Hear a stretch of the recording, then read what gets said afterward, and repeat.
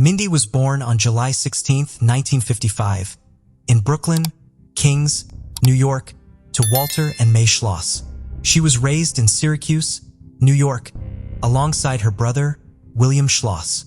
In her early 20s, Mindy left home and moved to Seattle, where she met Robert Conway, or simply Bob Conway.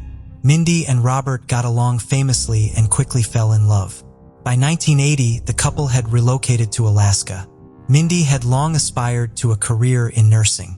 She understood the challenges ahead, but was committed to dedicating long hours to achieve something meaningful to her.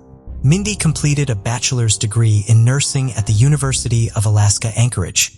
She worked relentlessly to enhance her knowledge and skills, earning a master's degree in public health from Johns Hopkins, an adult nurse practitioner degree from the University of Portland, and a psychiatric nurse practitioner degree from the University of New York, Stony Brook. Despite her professional success, Mindy faced numerous hardships along the way. Her mother's passing in 1999, followed by her father's in 2001, took a huge toll on her. Thankfully, Robert was there to get her through this tragic time. In the years that followed, as she recovered, Minnie developed a passion for baking. Each year, she would eagerly wait for her favorite time of year, which was the berry picking season. Mindy greatly enjoyed traveling, whether it was to some exotic destination with Robert or wherever her work took her. She went happily. She served the public in various nursing positions in both rural and urban Alaska. And on top of that, she helped a wide variety of public health programs with her excellence in the nursing field, which was reflected in Mindy's exceptional professionalism and work ethic. During the latter period of her career, Mindy devoted her practice to helping take care of psychiatric patients. She was responsible and dedicated, always willing to give more than 100%. Her passion for life shone through every day as she encouraged all the people to live their lives to their fullest potential. During all of Mindy's ups and downs, Robert was always by her side, planning his next holiday destination with Mindy to make sure she took breaks from her busy life. Just like any other day on Friday, August 3, 2007, Mindy arrived at her home on Cody Sark Street in Anchorage, Alaska after a busy day at work. She was supposed to leave for Fairbanks to tend to some patients there in a few days and was preparing for that.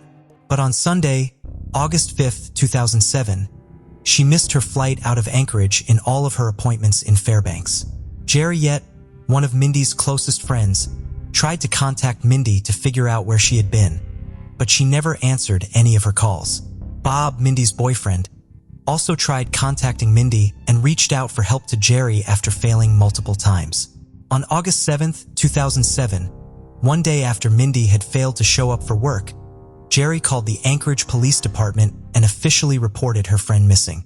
Jerry and Mindy had been friends for 18 years. They first became acquainted while working together as nurses, and gradually they became best friends. In this busy field of work, they were each other's biggest supporters. They loved to spend time together and frequently went on small trips. They took care of each other, and Jerry would even look after Mindy's cat, Willie, when she had to go away. But everything changed in that 1 week of August 2007. On Tuesday, August 7, 2007, Detective Pam Paranor arrived with her team at Mindy's house to conduct an investigation. She met with Jerry, who claimed that earlier when she arrived at Mindy's house to check on her, she found the house to be in complete disarray. Although there were any signs of a burglary or a break-in, there were some details that Jerry found odd. It definitely was not in a state that Mindy would have left it, even if she was in a rush to leave for work.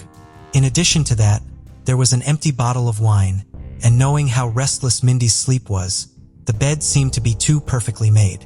Taking a look around the house, detectives found that Mindy's car was gone too. Jerry told the detectives about Mindy's flight to Fairbanks, but pointed out that Mindy didn't like driving to the airport since it was so close to her place. And also she always thought that the parking there was expensive. The sudden disappearance wasn't making any sense to Jerry, but looking at the circumstances, she couldn't help but fear the worst. As Jerry grew more and more worried, the detectives decided to take a look around Mindy's neighborhood and ask people if they had seen anything, even minutely suspicious. After an initial round of questioning, a few of Mindy's neighbors, the detectives were able to gather some information. Mindy was last seen at her home at about 7 p.m. on Friday, August 3, 2007. They also learned that Mindy had frequent arguments with her next-door neighbors who were known for being overly chaotic and rowdy. From the very beginning, detectives suspected foul play and thought that Mindy's long-term boyfriend, Bob Conway, might have something to do with her disappearance. However, after multiple rounds of interrogating Bob, he was soon dismissed as a suspect when he was able to provide a solid alibi confirming that he hadn't seen Mindy that weekend. A few days later, after Bob was left off the hook, the detectives noticed some activity in Mindy's bank account. Authorities discovered that $2,500 cash withdrawals had been made at 2 different ATMs from Mindy's account. As the detectives examined the CCTV footage from the ATMs, they found it wasn't Mindy who used her debit card to make those transactions. On August 9, 2007, Mindy's car, a red 2000 Acura Integra hatchback, was found in the area of 4370 Old International Airport Road, near Alaska Air Cargo. It had been parked strangely at a spot at the airport parking lot. Luckily, that spot had surveillance cameras, and the detectives were able to obtain the CCTV footage of the car being parked and left. When Mindy's car was searched, her purse was recovered, which had Mindy's wallet, house keys, and car keys, but her ATM card was still missing. The detectives connected the dots and figured the man who left the car there and the man who made the withdrawals from Mindy's bank account must have been the same guy. To collect more evidence from the car, detectives made use of the scent transfer technology, a technology which is used to sense, transmit, and receive scent-enabled digital media. And through that, they were able to figure out that Mindy might have been sitting in the passenger seat. Even though the investigators were getting close to solving the puzzle, there were still a few pieces missing. With each passing day, detectives worked hours to hunt down Mindy's killer. However, they didn't have any potential leads. A few days after the investigation had started, Kathy Easley, one of Mindy's neighbors, eventually came forward with some crucial information about a suspicious man. She informed the detective about a 26-year-old man named Joshua Wade, who was another one of Mindy's neighbors. Kathy told the detectives that Joshua acted very strangely when the detectives were conducting an investigation into Mindy's disappearance earlier that same year. To support her accusation, she even recalled an old incident she had with Joshua during the investigation period. Allegedly, when the detectives were working to locate Mindy, Joshua came up to Kathy and asked her not to tell the detectives that he too was Mindy's neighbor. When Kathy asked him the reason behind this, Joshua told her that he already had a warrant out for him and that if the detective found out that he lived next door to Mindy, he might be caught. Kathy grew more curious listening to Joshua's eerie words and didn't hesitate to inquire further. Kathy asked why he had a warrant out for him. Joshua fumbled with his words a bit and said that he had broken into a drug dealer's home. As Joshua turned his back to walk away, Kathy thought this was something very suspicious and wondered whether she should tell anyone about it. Just a few minutes after this incident, Detective Pam arrived at Kathy's house. At that time, Kathy was scared and didn't tell Detective Pam anything. From then onwards, whenever detectives would come to speak with Kathy, Joshua would be right across from Kathy's house keeping an eye on her by peeping through his window. And it was now when Kathy had decided to tell the police about the whole incident. The name Joshua Wade didn't ring a bell for the detectives. It turned out that Joshua had a history of violence, and there were reports that Mindy had expressed discomfort around him. Based on recent findings, the detectives tagged Joshua as a prime suspect in Mindy's homicide, but the detectives still needed some concrete proof to formally charge him.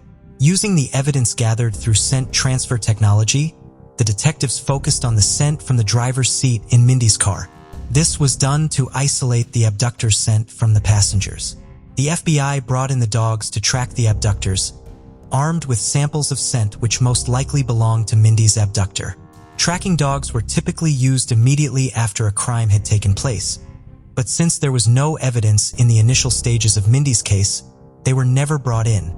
Since the trail was weeks old, the dogs' jobs were made even more challenging. However, even after facing difficulties, the dogs traced the scent to Joshua Wade. Detectives were shocked by the dogs' findings, but sometimes these searches could be tricky, and so for confirmation the FBI used the dogs again to track Mindy's bank card, which eventually led them to Joshua's house. Even though the search didn't find Joshua as he was on the run, evidence connecting him to the crime began to emerge. When the detectives conducted a search of Joshua's house, they found a jacket that matched the one seen on the surveillance footage from the ATM. Furthermore, the jacket also had a receipt for a bank transaction whose timestamp aligned perfectly with the one in the ATM footage. His phone was recovered as well, which had a picture of a gun similar to the one used to kill Mindy. The investigation took a shocking turn when the investigators looked further into Joshua's criminal history. He was eventually identified as an ex-convict who had previously been accused of another murder. Wade was once accused of murdering a 33-year-old woman named Della Brown in 2000. The case went to trial, but he was acquitted of the murder charge back then and was only convicted on one charge of tampering with evidence and given a 6.5-year sentence in 2003. After serving little more than 3 years, Joshua was released on probation on December 12, 2006. As the search for Joshua intensified, the police started receiving tips from the public, but still Joshua continued to evade capture, leading to a cat and mouse game. Greg Wade, Joshua's father, was devastated to find out what his son had been accused of. A photo of Joshua from the ATM was released as well, and an old girlfriend recognized him. Her name was Christina Greaser, and she claimed to have driven Joshua around. Tina Greaser, Christina's mother, never liked Joshua and didn't want her daughter to be with him. Christina decided to come forward when she found out some incriminating items in Joshua's backpack which he had accidentally left behind in Christina's car. These items almost confirmed Christina and her mother of Joshua's questionable background. By the end of August 2007, the detectives were able to track Joshua down. She had gone back to Christina's apartment asking her to drive him to a safe spot. Christina was panicking as she now knew the man in front of her was a murderer. Christina told Joshua that she first needed a smoke break and went to her room. Once alone, she called the police and told them about her situation. When the detectives went to arrest Joshua, he held a few people as hostage in Christina's apartment building. The detectives were able to get everyone out safely, arrest Joshua, and take him into custody. When the detectives interrogated Joshua, he maintained a defying attitude and smirked when confronted with evidence. Lisa, another one of Joshua's former girlfriends, eventually made a crucial confession. She revealed that Joshua had confessed to killing Mindy. With this information and Lisa's further cooperation, the detectives were now working to build a stronger case against Joshua. Joshua was finally charged with multiple state and federal charges, such as carjacking, theft, and bank fraud. On Thursday, September 13, 2007, a municipal worker doing site surveying work in the woods near Nick Goose Bay Road, about 5 miles from Wasilla, Alaska, came across a severely burned and decomposing body. He contacted the authorities right away. When the detectives arrived at the crime scene to investigate, they were taken aback looking at the gruesome conditions of the body. Using dental records, they were able to identify the victim as the 52-year-old Mindy Schloss. Later, an autopsy was conducted, which confirmed that Mindy was a victim of a homicide. The killer shot Mindy in the back of her head and tried to burn her body, but that wasn't even the worst part. Some other signs showed that Mindy had been gagged and bound with zip ties. A DNA sample was obtained from the crime scene and sent for forensic analysis. The results came back and confirmed a match between Joshua's DNA and the one found at the crime scene. This placed Joshua at the crime scene and also linked him to Mindy's ATM card usage. As the detectives intensified the search for Mindy's killer, her loved ones gathered for her cremation. It was Mindy's wish that she be cremated after her time in this world. Mindy's ashes were scattered across the Mediterranean Sea, and no services were held for her. However, a few of Mindy's close friends and colleagues gathered together to celebrate her life, the joy she brought to them. Despite Joshua's best efforts to keep his ex-girlfriend, Lisa, from testifying, she finally revealed his confession. According to Lisa, Joshua had told her that he killed Mindy Schloss back in 2007 when he had recently been released from prison on probation. Joshua moved to Anchorage, Alaska, and into a house next door to Mindy's. Joshua was having a hard time with his life after prison. He was unable to pay the bills, and the fact that he was broke kept bothering him. Sometime in early August, Joshua had had a rough day at work. He returned home in a bad mood and broke into Mindy's house to rob her. Mindy was in her bathrobe at the time. She couldn't process what was happening, but still tried to cooperate as much as she could. Joshua then tied her up with zip ties, took her ATM card and PIN information from her, and then shoved her in the car while she was still alive. After traveling more than an hour north of Anchorage, Joshua drove the car to a rural cul-de-sac in a wooded area in Wasilla, pulled Mindy out of the car, and shot her in the back of the head with a .45 caliber Glock. Once he made sure that Mindy was dead, he set her body on fire. Later on, he withdrew $1,000 from her bank account. Joshua was only 26 at that time. In 2010, during a dramatic trial, 29-year-old Joshua Wade entered a guilty plea in the 2007 killing of Mindy Schloss. Within a few hours, when the jury in Alaska Superior Court was about to hand him a sentence, Joshua made a confession, which shocked the entire courtroom. Joshua confessed that he also murdered the 33-year-old Della Brown in 2000 when he was only 19 years old. This resulted in a lengthy discussion by the jury. Both Mindy and Della were murdered years apart, and while Mindy had only been shot to death, Della had been beaten to death with a rock. Joshua was traveling through Spinald with his friends when he first saw Della and returned later to rob her. He stated that he found Della unconscious, and in an intoxicated state, Joshua bashed her head with a rock before assaulting and murdering her. Later, he dumped her half-naked body in a filthy shed. Adam Bartlett, one of Joshua's defense attorneys, asked a state court to approve the plea deal reached with prosecutors, stating that Joshua had great remorse about his actions and had entered the plea deal sincerely. He added that to save his humanity, Joshua wanted the families of his victims to have closure. He added that to save his humanity, Joshua wanted the families of his victims to have closure. Although Joshua's defense lawyers claimed that their client had committed unforgivable sins in the horrific killings, they had come to see another side of him. According to them, Joshua was not the monster that people believed him to be. Joshua's attorneys provided a detailed description of his difficult life, highlighting how he endured trauma as a child. They even brought up an incident when Joshua had attempted to take his own life by drowning himself in a bathtub at the age of just 10. Because of the difficulties Joshua went through in his early life, he developed a drug addiction and soon followed his visits to psychiatric hospitals. Everything was now in front of the jury to look at.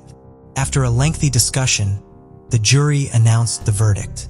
In addition to murdering Mindy and Della, the jury also found Joshua guilty on a federal charge of murder during the carjacking. Given that he stole Mindy's car, he was handed a sentence of 99 years, although Wade did manage to evade the death penalty. He would only be eligible to get out on parole after he was 95 years old 4 years later in 2014. Joshua attempted to make a deal with prosecutors in exchange for being moved to a federal facility by confessing to 3 additional murders, in exchange for a transfer to a federal prison where he could finish out his federal sentence. Joshua told the detectives that apart from Mindy and Della, he had also killed 3 other men. Although Joshua provided only vague details about those crimes, detectives suspected that he was hinting at the killings of John Martin in 1994, Henry Antewaskarok in 1999, and another unidentified man in 2000. Their suspicions were confirmed once Joshua himself confessed to murdering the 3 men. When Joshua was in his teens, he murdered the 30-year-old Henry Antewaskarok in 1999 and 38-year-old John Michael Martin in 1994, both of whom were mentally ill. Joshua claimed that he murdered his 3rd victim, who was never identified, on the same night he murdered Della in 2000. Detectives reopened all those cold cases and took another look at them. John Michael Martin died from a single gunshot wound shortly after leaving a local village and restaurant.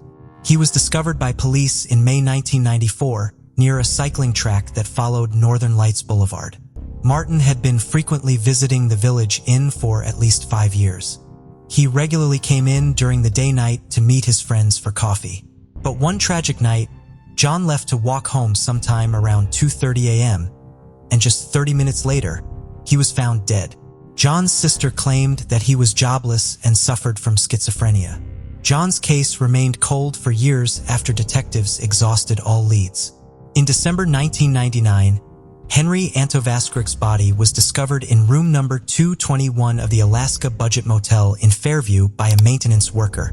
The medical examination of Henry's body revealed that he had been killed 2 days before his body was discovered.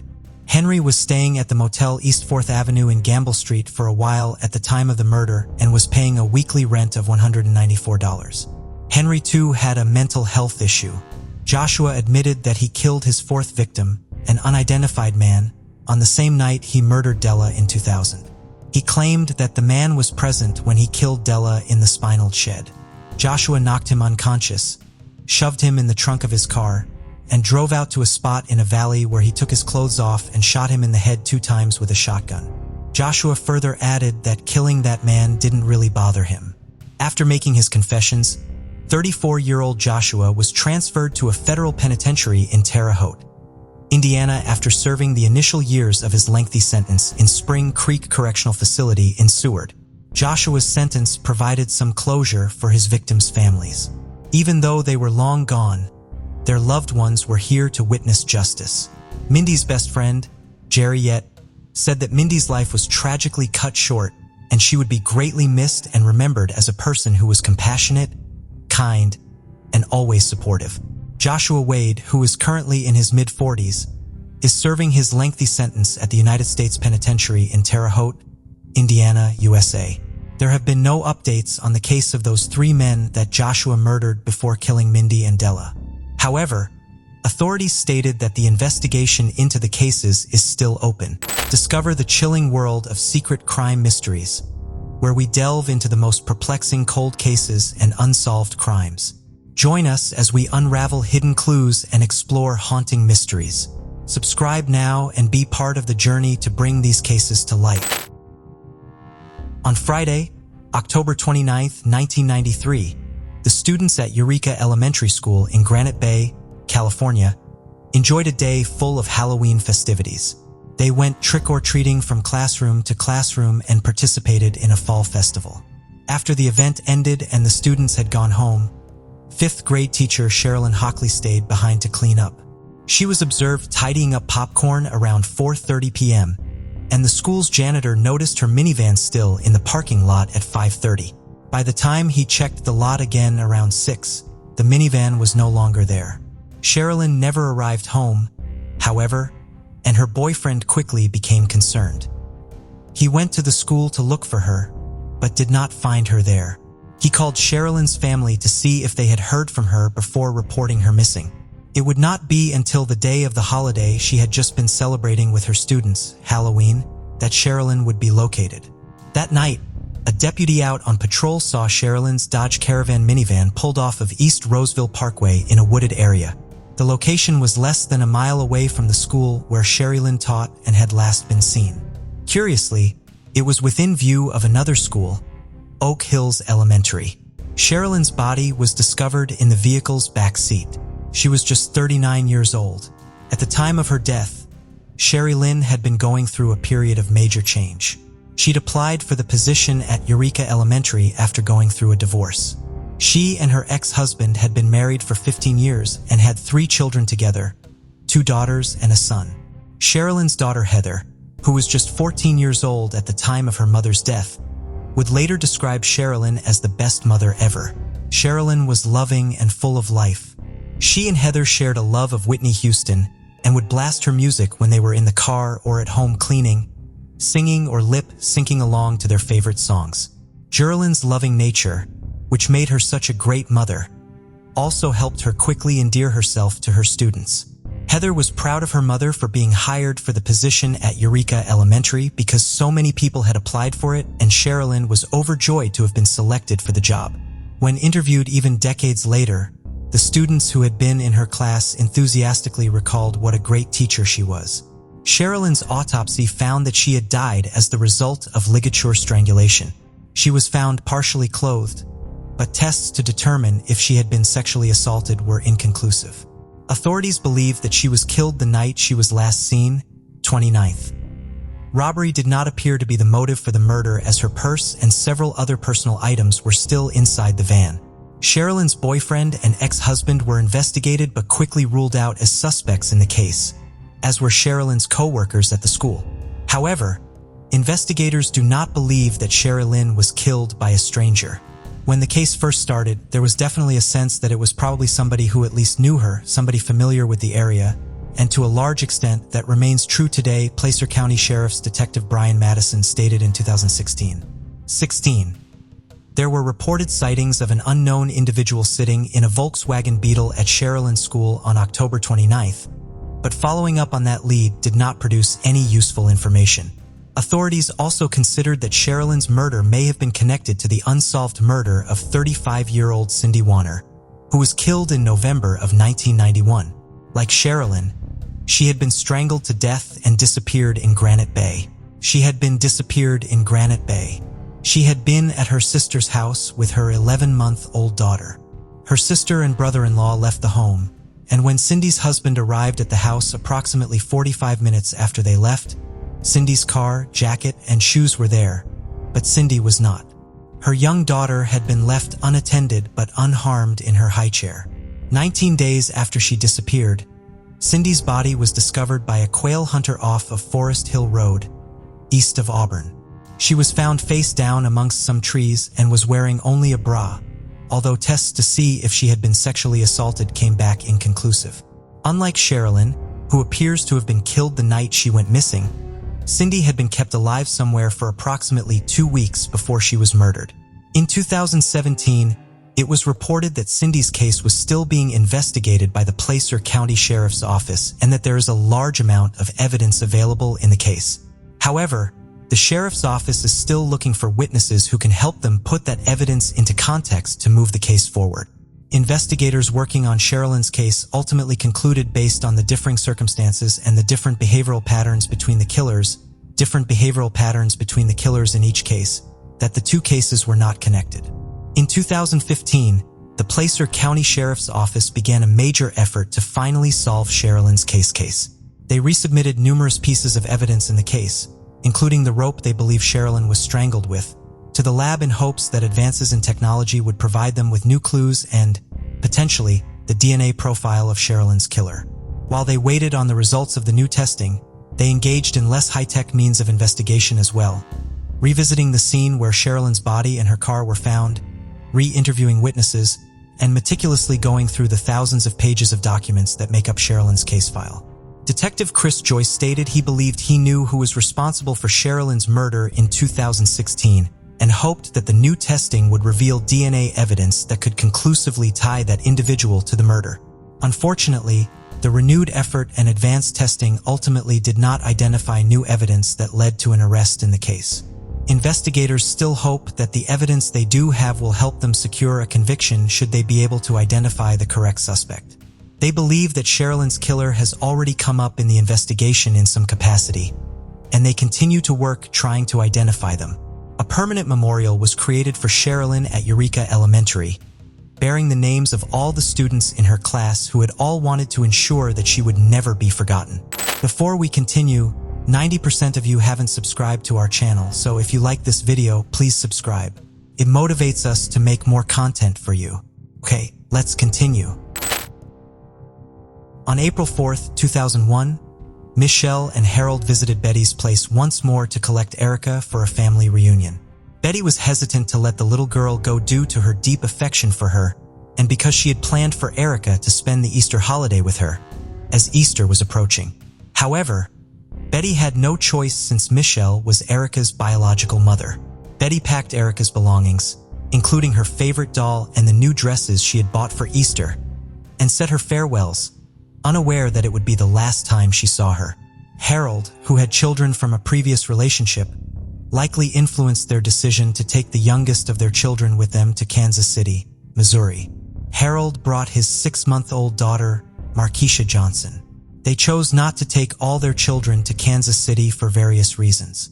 One, because the apartment in Kansas belonged to LaWanda Driscoll, Harold's cousin, and also because Michelle already had her other 4 children elsewhere. Weeks passed and LaWanda Driscoll, Harold's cousin, soon noticed that she wasn't seeing Erica around. She asked Michelle about Erica's whereabouts, and she told LaWanda that Betty Brown had come from Oklahoma to take Erica. On the evening of April 28, 2001, the police received a call from an unknown man who said he's been trying to reach his friend for a while but couldn't get through to him. He asked that the police help him to conduct a welfare check on his friend, which the police did, but as they were unable to find the man at his residence, they had to search the wooded area near Hibbs Park, 59th Street at Kensington Avenue, Kansas City, Missouri. After searching for a while, the police got a call that the man they were looking for had been found, but as they were about to leave, they stumbled upon a horrific sight. It was the decapitated body of a toddler. In no time, the police had determined that the body belonged to a female toddler because the body was found naked. The police immediately found the discovery suspicious. They wondered why a toddler's body would be lying in the woods, and also wondered why no one reported that child of her age was missing in the area. The investigators were left at a dead end. Without the body's head, there was no way the investigation would progress. All they could do was determine the age and the sex of the child. They found out that the lifeless body belonged to a black female of about 3 to 6 years of age, and also that she had been abused before she was murdered. May 1st, 2001, 3 days after the body was found, a volunteer searcher found the child's head wrapped in a plastic bag about 200 yards from where her body was discovered. Beside the body was an ashtray that the police believe was the murder weapon. But even with the head found, the police could not identify the owner of the body, as the head decomposed beyond recognition. The murder soon gained national attention due to the age of the victim and how gruesome it was. The investigators continued with their investigation and hoped that the parent or guardian of the child would come forward to claim her body, but no one came. When the victim's identity could not be established, the victim was dubbed Precious Doe. Soon, many members of the public volunteered to spread the word about Precious Doe through flyers, radio, television, and papers, and even went door to door to ask questions that could provide a link to the victim's identity. The case was featured on America's Most Wanted and Cold Case files many times to identify the little girl. But even after all that, no witnesses came forward and nobody claimed the child. In December 2001, members of the public raised money for Precious Doe's funeral, which was held at Hibbs Park near where her body was found. The residents of the area came out in numbers as hundreds of people were in attendance, but even as much as the case garnered attention, Precious Doe's identity remained a mystery. In 2002, the police exhumed Precious Doe's body for an autopsy to be conducted, and the result shows that she had been seriously beaten with an ashtray and also abused before she was murdered. Police tested the ashtray for fingerprints and DNA, but nothing was found. Investigators studied the likeness of Precious Doe's skull and also created busts that showed what she may have looked like. Due to the popularity of the case, the police constantly received tips, sometimes near and sometimes far away. At a time, the police received a call from Jamaica concerning the case, but they found out that it had nothing to do with Precious Doe's identity. Soon the police became busy with other cases and the public lost hope. But Alonzo Washington, a vocal activist for Precious Doe's case, never stopped searching for answers. Alonzo posted adverts on the case in a local newspaper every year. In April 2005, at Precious Doe's 4th-year memorial, Alonzo thought of putting the ad in an African-American newspaper because the victim was a Black American and also made t-shirts with the bust picture of Precious Doe on it. And that became the breakthrough the case needed. On April 30th, 2005, Alonzo received a call from a man named Thurman McIntosh, who was later identified as Harold Johnson's father. Claiming to know all about the Precious Doe case, Alonzo listened to the 81-year-old Thurman's words, who claimed that Precious Doe's identity was Erica Green. He also claimed that his son, Harold Johnson, killed Erica Green. Alonzo questioned Thurman about why he kept the secret since 2001, and was just revealing it in 2005. Thurman claimed that the police dismissed him whenever he called to tip them about the case. Alonzo then urged Thurman to get him a strand of Michelle's hair and also a picture of Erica. Immediately after Alonzo received a hair sample from Thurman, he sent it to Detective David Bernard, the detective who led the Precious Doe case. On May 4th, 2005, Thurman was brought in for questioning, and there he told the investigators why he was sure that his son did it. When Thurman stopped seeing Erica around, he questioned Michelle and Harold about her whereabouts, to which they both answered that she was with Betty in Oklahoma. And suddenly, when the couple and Markeisha were relocating back to Oklahoma, Thurman said he suspected that Precious Doe was Erica Green. Thurman then confronted Harold and told him he knew he killed Erica, and Harold responded by saying that it was a mistake. As soon as Thurman knew the truth, he said he wanted to tell the whole world what happened to Precious Doe before he died. Although the picture Thurman provided was for one of Erica's cousins, the hair was a complete match to Precious Doe's. Finally, the police were able to pronounce Precious Doe as Erica Green. Erica Green was born on May 15, 1997, in McLeod, Oklahoma, United States of America. She was the youngest of 5 children that her mother Michelle Johnson had with her father, Larry Green, when Michelle was 8 months pregnant with Erica. She was convicted of larceny of merchandise from a retailer and was sentenced to 2 years of custody with the Oklahoma Department of Corrections, but was housed in Mabel Bassett Correctional Center because she was pregnant. Michelle had only served 1 month of her sentence when she fell into labor. She was taken to the OU Medical Center in Oklahoma City, where she delivered Erica Green. Unable to take care of Erica, she was asked to contact a guardian that would help her hold her baby until her release. Michelle contacted Erica's father, Larry Green, to get a guardian for their child. Larry would then call Betty Brown, a woman in her late 60s, who happened to be Larry's mother's friend. Betty got to the correctional facility and was asked to do a few things to gain custody of Erica. The correctional facility authorities did not conduct a background check to know if Betty was fit to have custody of the child. She only provided her driver's license and a card from Sam's Club. She was asked to sign a form. After this was done, Betty was granted custody of Erica Green on May 16, 1997. Betty loved and cared for Erica as her own child, and she described Erica as one of the most independent children she ever met. She also said Erica was a lovely girl who was always smiling, and whenever she took Erica with her to church, people loved her. Michelle was then released on probation on October 23, 1997. According to Betty, Michelle was not so interested in taking care of Erica, as she only visited Betty Brown once in a while to check on her child. In 2000, by the time Erica was 3 years old, Michelle had already found a new lover named Harold Johnson, who she later married in 2002. Michelle soon moved in with Harold Johnson to his place in Oklahoma. Once the police confirmed that the body was Erica, they looked for her mother Michelle and her partner Harold. Both Michelle and Harold had been arrested on some warrants in Oklahoma and were in the Muskogee County Jail, Oklahoma. The police wasted no time. They immediately proceeded to the facility to question Michelle and Harold Johnson. Michelle was the first to be questioned. During the questioning, the police showed Erica's picture to Michelle, who identified her daughter and wrote a note at the back. She wrote, she agreed to tell the police how the murder happened. According to Michelle, on the evening of April 2001, the family arrived home around 8 p.m. and soon Harold became high on PCP and alcohol. Michelle instructed Erica, who was in the same room with Harold, to go to bed while Michelle went to the bathroom. Before she got out of the shower, Harold had begun to complain about Erica being bad, because she refused to go to bed. After Harold told Erica to go to bed about 5 to 6 times, she became agitated. By the time Michelle came out of the bathroom, Erica was again out of her bed. She then ordered Erica to go back to her bed, but Erica remained standing. At that point, Harold kicked Erica till she lost consciousness.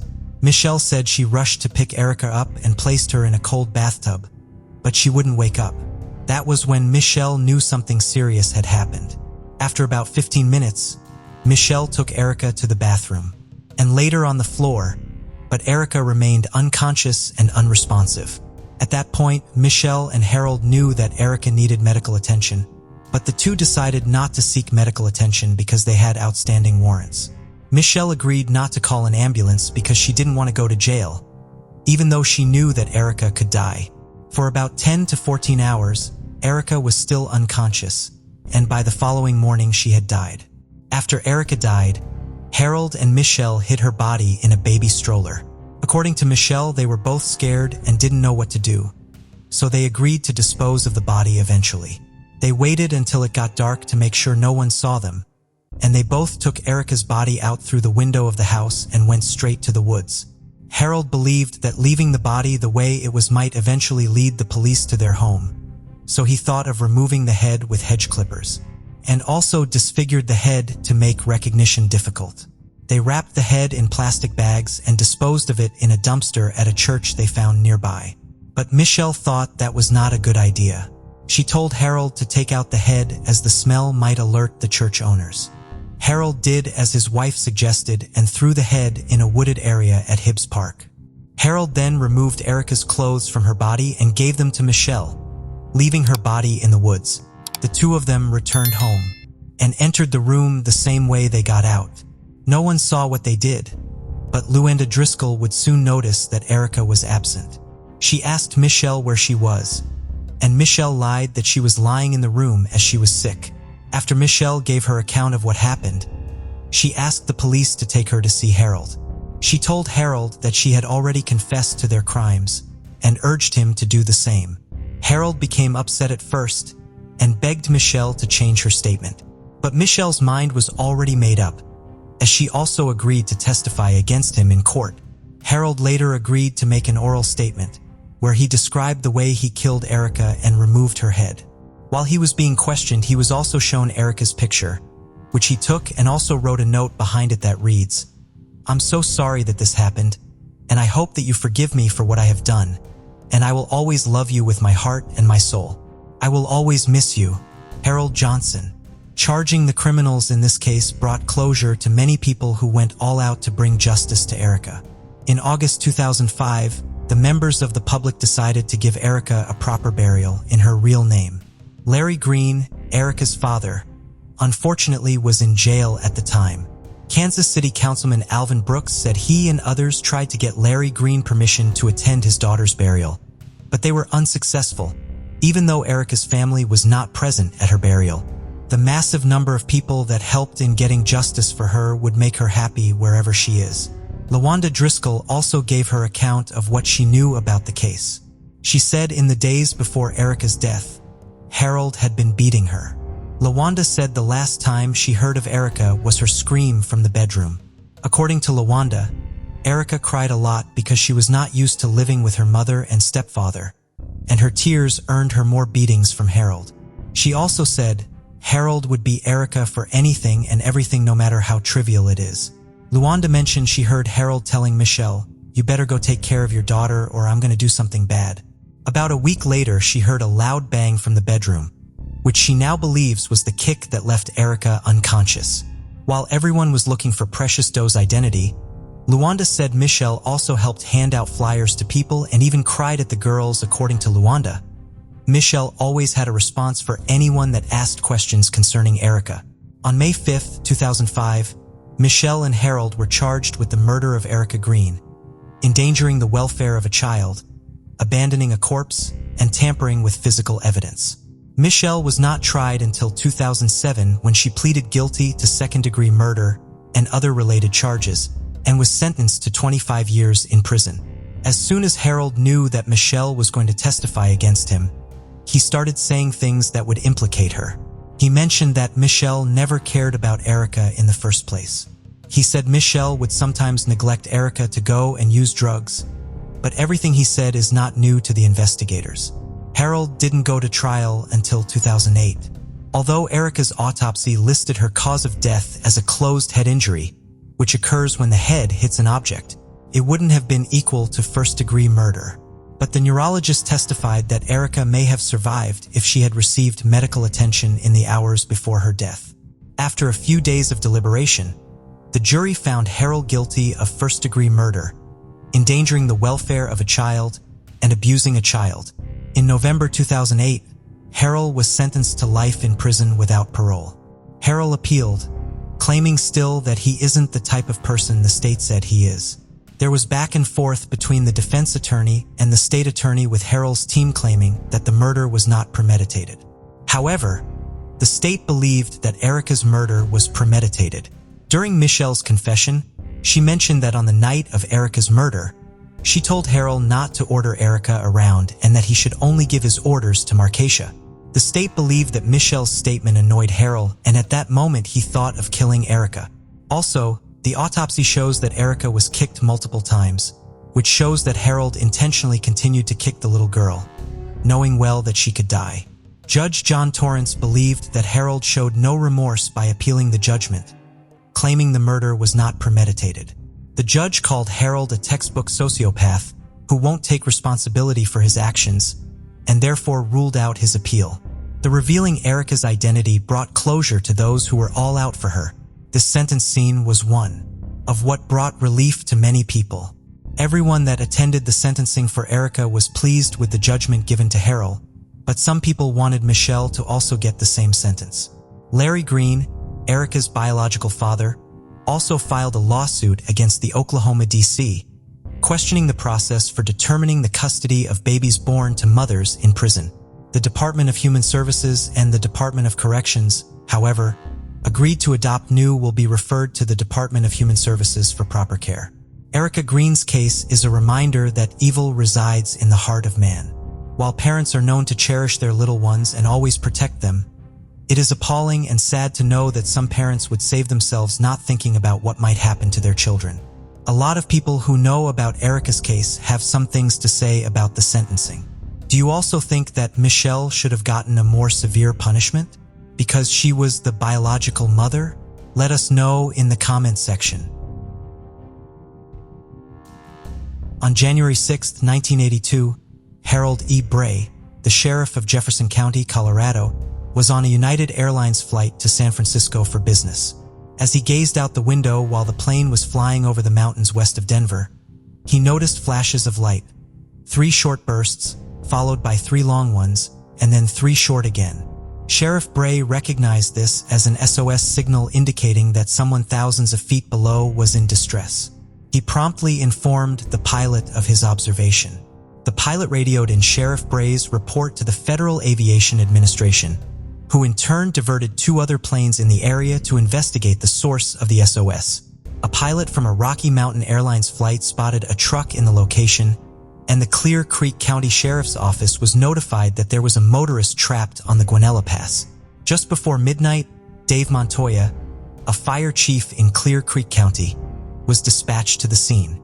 It was snowing heavily that night and temperatures at that altitude were around 20 degrees below zero. Near the top of the pass, he came across a pickup truck stuck in a snowdrift and its driver, 30-year-old Alan Lee Phillips, sitting inside the cab. Phillips claimed he had attempted to drive across the more than 1,000-foot mountain pass on his way back to his home in Georgetown from a friend's house in Bailey when his truck became stuck in the snowdrift. He attributed his poor choice to try to make it across the pass in the heavy snow to the fact that he had been drinking earlier. He had been wearing warm clothes and had an emergency blanket in his truck, but he did not have snow chains for his tires. He had tried to walk to a nearby ski area after getting stuck, but had only made it about 200 yards on foot before he realized he would not survive the extreme weather conditions. Desperate, he used his truck's headlights to signal SOS when he heard a plane fly overhead and was extremely lucky that the signal was not only seen, but seen by someone who understood what it meant. Dave Montoya was shocked at the situation, both at Phillips' bad idea to try to make it across the pass in the first place under those conditions and the sheer luck of the SOS being seen from the sky and Phillips being saved. "We ended up picking up the guy straight out of hell," Dave said decades later. When Dave found Phillips, he had a large bruise on his face. He claimed he had sustained it after getting out of his truck to urinate. He had been blinded by the raging snow and slammed his head into the corner of his truck as he tried to get back inside. When Dave got a good look at the man he was rescuing, he recognized him. Dave had seen Phillips at the local mine where he worked as a miner. Phillips was employed there as a mechanic. It would be almost 40 years before Dave would recognize that face again. This time he saw it on television while watching the local news in March of 2021. Phillips' mugshot popped up on the screen. He had been arrested for 2 cold case murders, both of which he was accused of committing on the same night Dave had rescued him from the Guanella Pass. He had not been in the area because of a bad choice he made while driving home from a friend's house. He had instead been there disposing of the body of the second woman he had killed that day. He got his mercy. He got saved. He got his life saved. He didn't die up there, but he did bad things before that, and he's got to pay for them, Dave told the media after learning of Phillips' arrest. Annette Schnee graduated from East High School in Sioux City, Iowa in 1978. She attended school in Nebraska before moving out to Colorado. She had a laid-back personality and was a free spirit who had hopes of one day becoming a flight attendant. At the beginning of 1982, 21-year-old Annette was living in the Colorado town of Blue River. She worked 2 jobs, one at the Holiday Inn in Frisco and the other at the Flipside Bar in Beaver Run. On January 6, 1982, she left work at the Holiday Inn early because she was not feeling well. She went to a nearby medical center in Frisco and then got a ride to a pharmacy on Ski Hill Road in Breckenridge. At the pharmacy, Annette was seen speaking with a woman she appeared to know, although the woman's identity has never been determined. When she finished at the pharmacy, Annette went outside to hitchhike home. Hitchhiking was a common behavior for Annette, as well as for the residents of what was then still the relatively small town of Breckenridge. Annette was last seen at 4:45 p.m. She did not report to or call out of her 8 p.m. shift at the bar that night. Annette was quickly reported missing. Her supervisor at the Holiday Inn filed a report the morning after she was last seen when she did not show up for her shift. However, despite this quick action, it would be nearly 6 months before there were any answers in her disappearance. On July 3rd, a young boy out on a fishing trip with his father found Annette's body face down in Sacramento Creek in a rural area in Park County, approximately 20 miles away from Breckenridge. Because she had been in cold water, her body was preserved enough for an autopsy to be performed despite the amount of time since her death. But testing to determine if she had been sexually assaulted could not be completed. She had been found fully clothed but with her clothing in disarray. Annette was not the only woman to vanish from Breckenridge on the night of January 6th. Just a few hours after Annette was last seen, 29-year-old Barbara Jo Oberholzer, who went by Bobby Joe, also vanished from the small mountain town. Bobby Joe was a native of Wisconsin who moved to Colorado with her husband, Jeff Oberholzer, in May of 1980. She was the loving mother of an 11-year-old daughter. Bobby Joe had never hurt anyone in her life, according to her sister Lori, and had a kind soul that resonated with both humans and animals. She raised baby birds from the time they hatched until they could fly and was training a previously wild Mustang. She had big dreams and made meticulous plans to achieve them. She carried a notebook with her full of detailed notes and potential budgets for a horse corral she and her husband hoped to construct on their property. Bobby Joe had gone out for drinks with some of her co-workers on the evening of January 6, 1982 to celebrate a promotion she had just received. She had been working as a secretary at a local real estate developer's office and had just been promoted to office manager. The group went to the village pub at the Bell Tower Mall in Breckenridge. Bobby Joe called her husband, Jeff, to tell him she would be going out to celebrate and he had offered to pick her up from the bar. She told him that he didn't have to and that she would hitchhike back to their home in Alma, Colorado. She was an experienced hitchhiker who had her own set of safety rules she followed when she was getting rides, like avoiding vans and never getting into a vehicle with 2 men. Bobby Joe's co-workers offered to give her a ride home as well, but she wanted to leave her home earlier than any of them did. Bobby Joe was last seen at the bar at 7:50 p.m., just 3 hours after Annette was last seen. Jeff fell asleep that night but woke up at 11:30, worried that his wife had not arrived home. By 1:30 a.m., he was panicked because he knew the bars were closed and that Bobby Joe still had not gotten home. He drove to Breckenridge and spent the remainder of the night looking for her. By the time the sun rose, Jeff had filed a missing persons report, and he then organized his friends into search parties. Some of Bobby Joe's possessions were found that morning, but she herself remained missing. A rancher found her driver's license off of Route 285 and Jeff found her backpack not far from that location. Then a more concerning clue was found: Bobby Joe's glove, covered in blood. Around 3 p.m., some of Bobby Joe's friends discovered her body on a snow embankment near the summit of Hoosier Pass. This site was just 10 miles away from where Annette's body would eventually be found. Bobby Joe had been shot twice. She had one grazing wound to her breast and had been shot once in the back. It appeared Bobby Joe had managed to get away from her killer, who then shot at her as she ran to escape. Her autopsy found no signs of sexual assault. Annette and Bobby Joe had not known each other, but their cases were quickly linked. This was due in part to the similar circumstances of the cases. Both women had been hitchhiking out of Breckenridge on the same night and taken to isolated areas where they were killed. It was determined that both women had been shot with either a .38 or .357 handgun. The cases were most directly linked thanks to a more unusual clue: a pair of distinctive orange booties. One of the socks was found on Annette's body, while the other was located at Bobby Joe's crime scene. Authorities believed that the two women's killer must have been a local because of the remote high-elevation locations where the bodies were found. As Bobby Joe's husband, Jeff Oberholzer, was immediately looked at as a potential suspect, but he had an alibi, passed a polygraph examination, and was later cleared by what would prove to be the most important clue in the case: DNA. Testing on Bobby Joe's bloody glove initially could only determine the blood type of the blood, and it was the same type Bobby Joe herself had, leading to the assumption that the blood had come from her. Decades later, investigators were able to develop a DNA profile from the glove as well as from a tissue that had been found with it. The profile actually belonged to a man. Decades after Bobby Joe was killed, 11th Judicial District Attorney Linda Stanley would hail her as a fighter and a hero. Because Bobby Joe had been brave enough to fight her killer with enough force to draw his blood, she had provided investigators with the critical DNA evidence. The profile was uploaded to a national database in 2002, but no match was found in the ensuing years. Numerous potential suspects were considered in the case in the decades following Bobby Joe and Annette's murders. 8 or 9 men who knew either Annette or Bobby Joe, at least 4 serial killers and known rapists who operated in the area, were all investigated but eventually ruled out by the DNA evidence.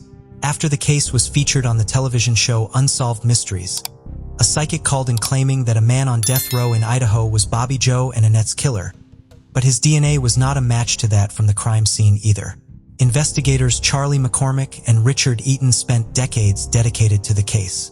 Richard was assigned to the case in 1984 while he was employed as an investigator for the Summit County Sheriff's Office and continued working on it in his free time after he retired 15 years later.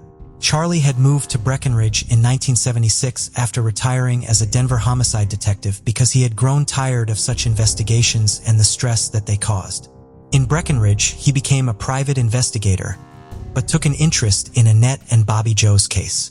Annette's family hired him in 1989 to work as a private investigator on the case, which helped him gain access to law enforcement files related to the investigation. He charged the family $1 per year for all of his work. In 1999, both Charlie and Richard joined the district attorney's task force dedicated to the case, which was later transferred to the jurisdiction of the Park County Sheriff's Office. With no luck finding a match to the DNA from the crime scene, incremental databases, or amongst identified suspects, investigators ultimately turned to the more novel approach of using genetic genealogy to identify the contributor of the DNA.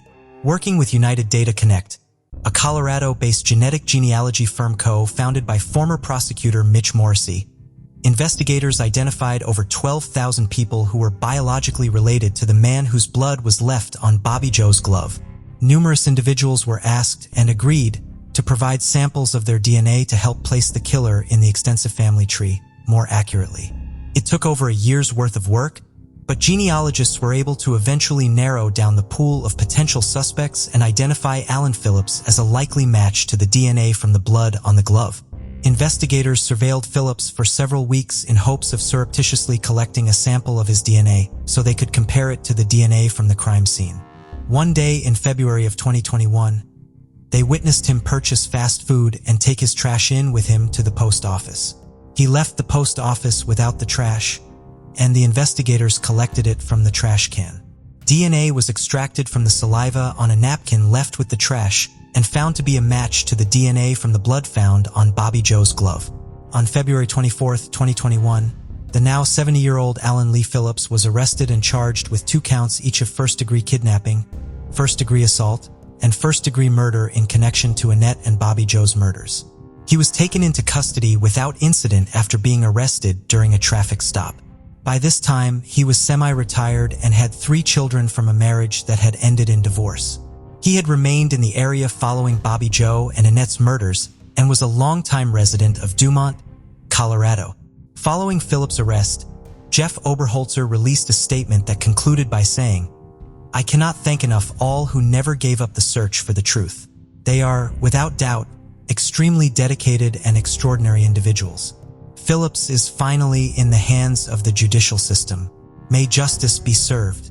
Phillips pled not guilty to all of the charges against him, and his trial began on August 29, 2022.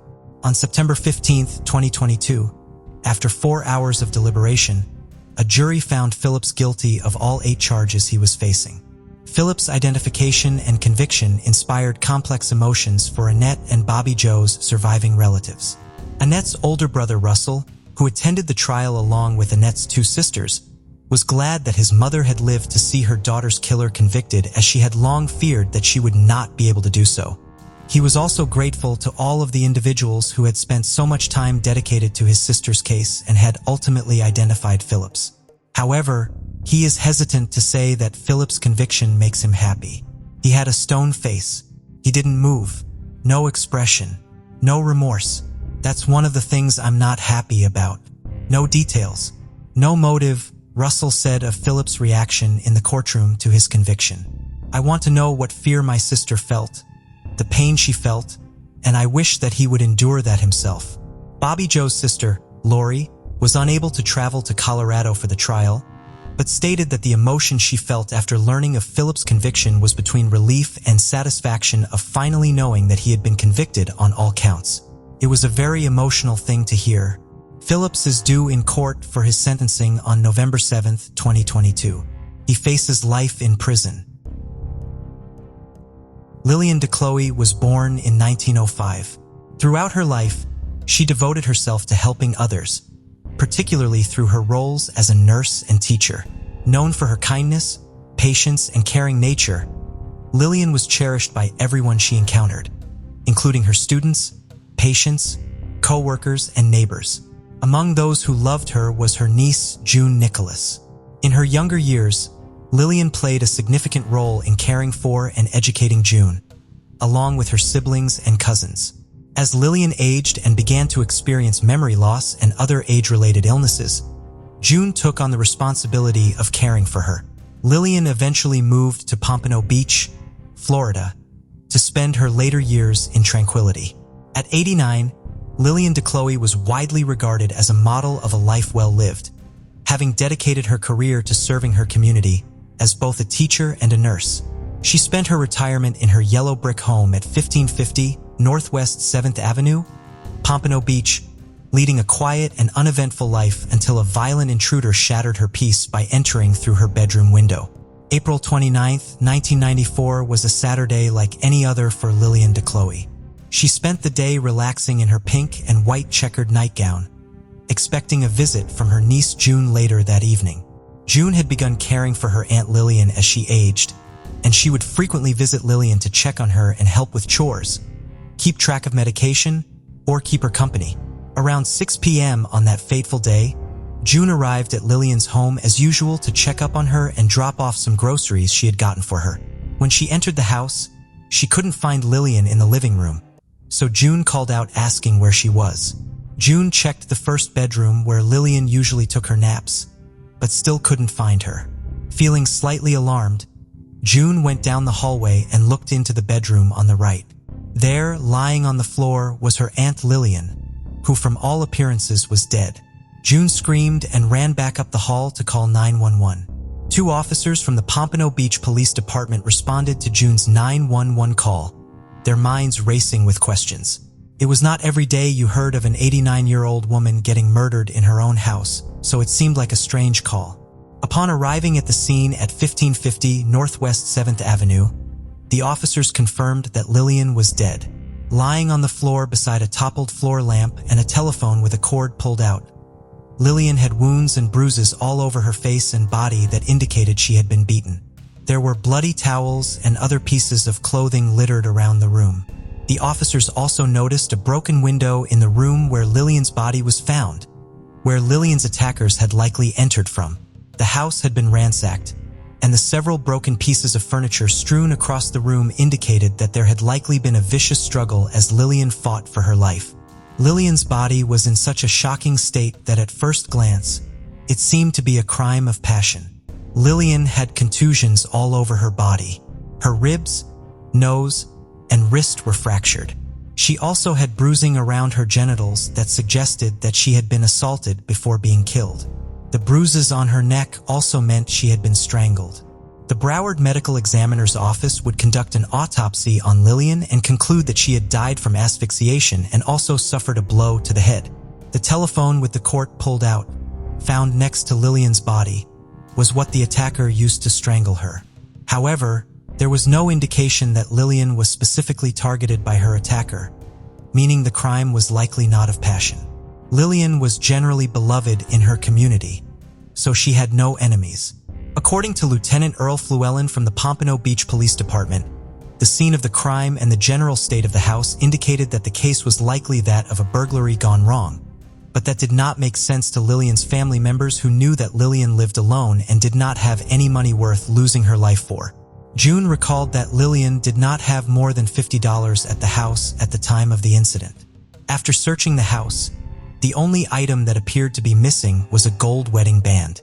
After gathering evidence from the crime scene, police officers began interviewing Lillian's neighbors to find out if they had heard or seen anything related to Lillian's murder. But according to the neighbors, the last time they saw Lillian was around 6:50 a.m. that morning when she went to buy a newspaper. She looked hale and hearty, and no one could recall seeing anything suspicious even though the murder occurred in broad daylight. After only a few days, detectives had come up with a list of potential suspects in Lillian's murder, but they still did not have enough to make an arrest.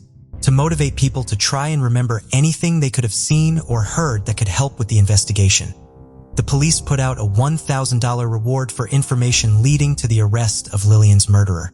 Pompano Beach Police spokeswoman Sandra King also told the media that the police were looking for anyone who knew anything about the crime or the man responsible for it.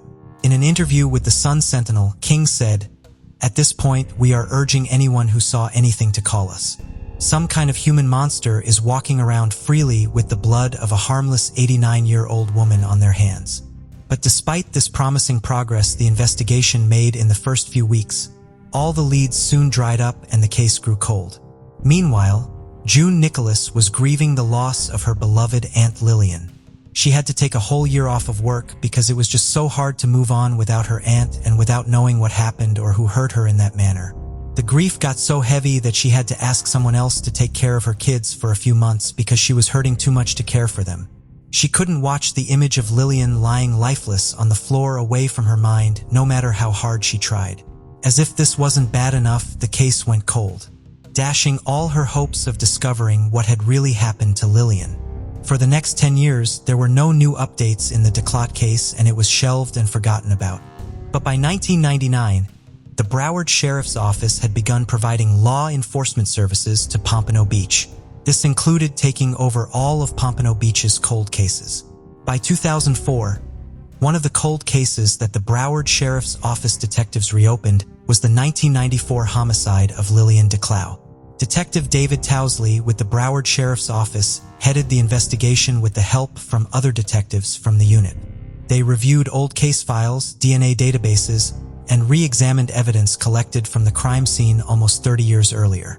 One piece of evidence that stood out was the pink and white checkered nightgown that Lillian was wearing on the day she was murdered. When they sent this nightgown to the lab to be retested, they discovered that it had bodily fluids from the male attacker, which was perhaps the most crucial piece of evidence in solving the mystery. When the police developed a genetic profile from the fluid sample obtained from the nightgown, they entered the information into the FBI's Combined DNA Index System, also known as CODIS, but they could not find a match. Once again, a promising lead had dried up, and the case went cold. However, Detective Towsley was determined to close the case of Lillian DeClough so that her family could find closure and move on. And so, even if it took another 15 years, Detective Towsley's dogged determination led him to re-examine the case in 2019 under the Broward Sheriff's Office newly created cold case unit. According to Jennifer Parker, the Broward Sheriff's Office criminalist in charge of conducting the DNA analysis of the evidence in the case, it did not initially seem like anything would come from reinvestigating the DeClough case. But thanks to advancements in DNA testing technology, Tausley believed he could unravel the identity of the individual who left their bodily fluid on Lillian's nightdress. Armed with this new technology, analysis at Broward County Crime Lab obtained a more thorough DNA profile. In 2021, Detective Tausley and his team asked the Florida Department of Law Enforcement to use the DNA profile to conduct a familial search of its offender database. That is, they ran the DNA profile through the database of registered offenders and people who had been arrested. This technique matches the DNA profile with the possible first-order relatives in the database, such as a child, father, or sibling. The search resulted in a match. The DNA from the crime scene shared overwhelming similarities with that of a known offender in the system. The offender turned out to be the son of the man whose DNA was found on the dress Lillian Duclos was wearing on the day she was murdered. This man's name was Johnny Mac Brown. Johnny Mac Brown was born in 1954, making him 40 years old at the time of Lillian Duclos' murder. A Vietnam War veteran who suffered from PTSD, life after the military was not good for Johnny. His PTSD made him resort to drug use, which eventually resulted in drug addiction. And because of his mental health issues and addiction, he could not find steady jobs. For a long time, Johnny became homeless as well. When investigators were initially investigating Lillian's death, John was never considered a suspect in the case or any other crime. He was entirely under the radar. However, when police made the match with Johnny's DNA profile, it became more apparent that he was very likely the man who had attacked Lillian on that fateful day. Police also discovered a crucial piece of information. In the early 1990s through 1994, Johnny lived only a few houses away from Lillian, but detectives could not arrest Johnny for questioning because he was dead. He died of natural causes in 2010 at the age of 56. Johnny was buried in the South Florida National Cemetery in Lake Worth, Florida. In August 2022, a judge granted Broward Sheriff's Office detectives requests to exhume Johnny's remains for examination. The detectives worked with the United States Department of Veteran Affairs, the Palm Beach County Sheriff's Office, the Palm Beach Medical Examiner's Office, and a forensic anthropologist to exhume the remains and test them for DNA. The experts took samples from Johnny's body, and the Broward Sheriff's Office criminalist, Jennifer Parker, tested them in the Broward Sheriff's Office Crime Lab, comparing them to the existing DNA profile. To get the most accurate result possible, Parker took some of the bone marrow from Johnny's rib bone for testing. The test resulted in a match with the existing DNA profile from the sample found at the crime scene. According to the Broward Sheriff's Office, the DNA results showed that the DNA from the crime scene was 66.8 trillion times more likely to be from Johnny than from somebody else. With this conclusive evidence, there was no doubt that the killer in Lillian Duclos' case was Johnny Mac Brown. But that still did not explain why Johnny did what he did. The earlier assumption that it was just a case of burglary gone bad seemed to be the best explanation for the whole incident. In a press conference, Broward County Sheriff Gregory Toney explained that it was most likely a crime of opportunity. He lived close by, only a few houses down, the sheriff said. When he fell on hard times and he went homeless and had a drug habit, it indicated that he broke into the house. He may or may not have known she was there alone, but she was 89. She lived by herself, and it looked like all the drawers were opened and things were gone through the house. Police presented all the evidence they had collected thus far to the Broward State Attorney's Office. There, the prosecutors reviewed the case and concluded that Johnny Mac Brown was involved in the death of Lillian Duclos. The case was closed. Although 28 years is a long time to await justice, Sheriff Toney believes justice has no expiration date. He said, "So long as we are responsible for investigating these cases, we are going to continue to push for the necessary manpower and effort to make sure that we can bring closure to so many families who have been waiting for decades time and time again in the hope that they get some resolution." Lillian Duclos' family spent 28 years praying for answers to the mysterious circumstances surrounding the death of their beloved Lillian. Finally, they have gotten the answers they were searching for, and they can now begin to move on. June Nicholas, Denise, who found Lillian's cold body all those years ago, says she feels happy about the dedication of the Broward Sheriff's Office in uncovering the truth about her aunt's death. She believes now her aunt can finally rest in peace. "I know wherever she is, she can sleep in peace. We can move on," she said. We can die in peace because we know that it wasn't a murder that was unsolved. Although we end the story with the full knowledge of who killed Lillian DeCloe, some questions cannot help but persist in our minds, demanding answers. For one, we may never know why Johnny Mac Brown did what he did or if he felt guilty about it in the years that followed. Did the investigators take too long to find out who the real killer was? Can we genuinely say that justice was served in this case? On May 21, 2003, Kathleen Folbigg was convicted of 3 counts of murder, 1 count of manslaughter, and 1 count of maliciously inflicting grievous bodily harm. The victims were her own children, all of whom had died before their 2nd birthday.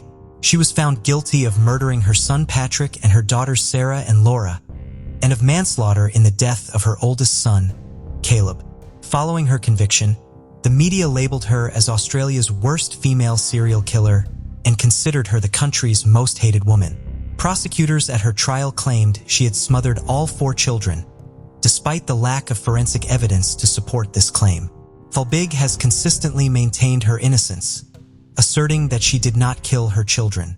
In the years since her conviction, advancements in genetics have provided increasingly compelling evidence suggesting that her children's deaths may have been due to medical rather than criminal causes.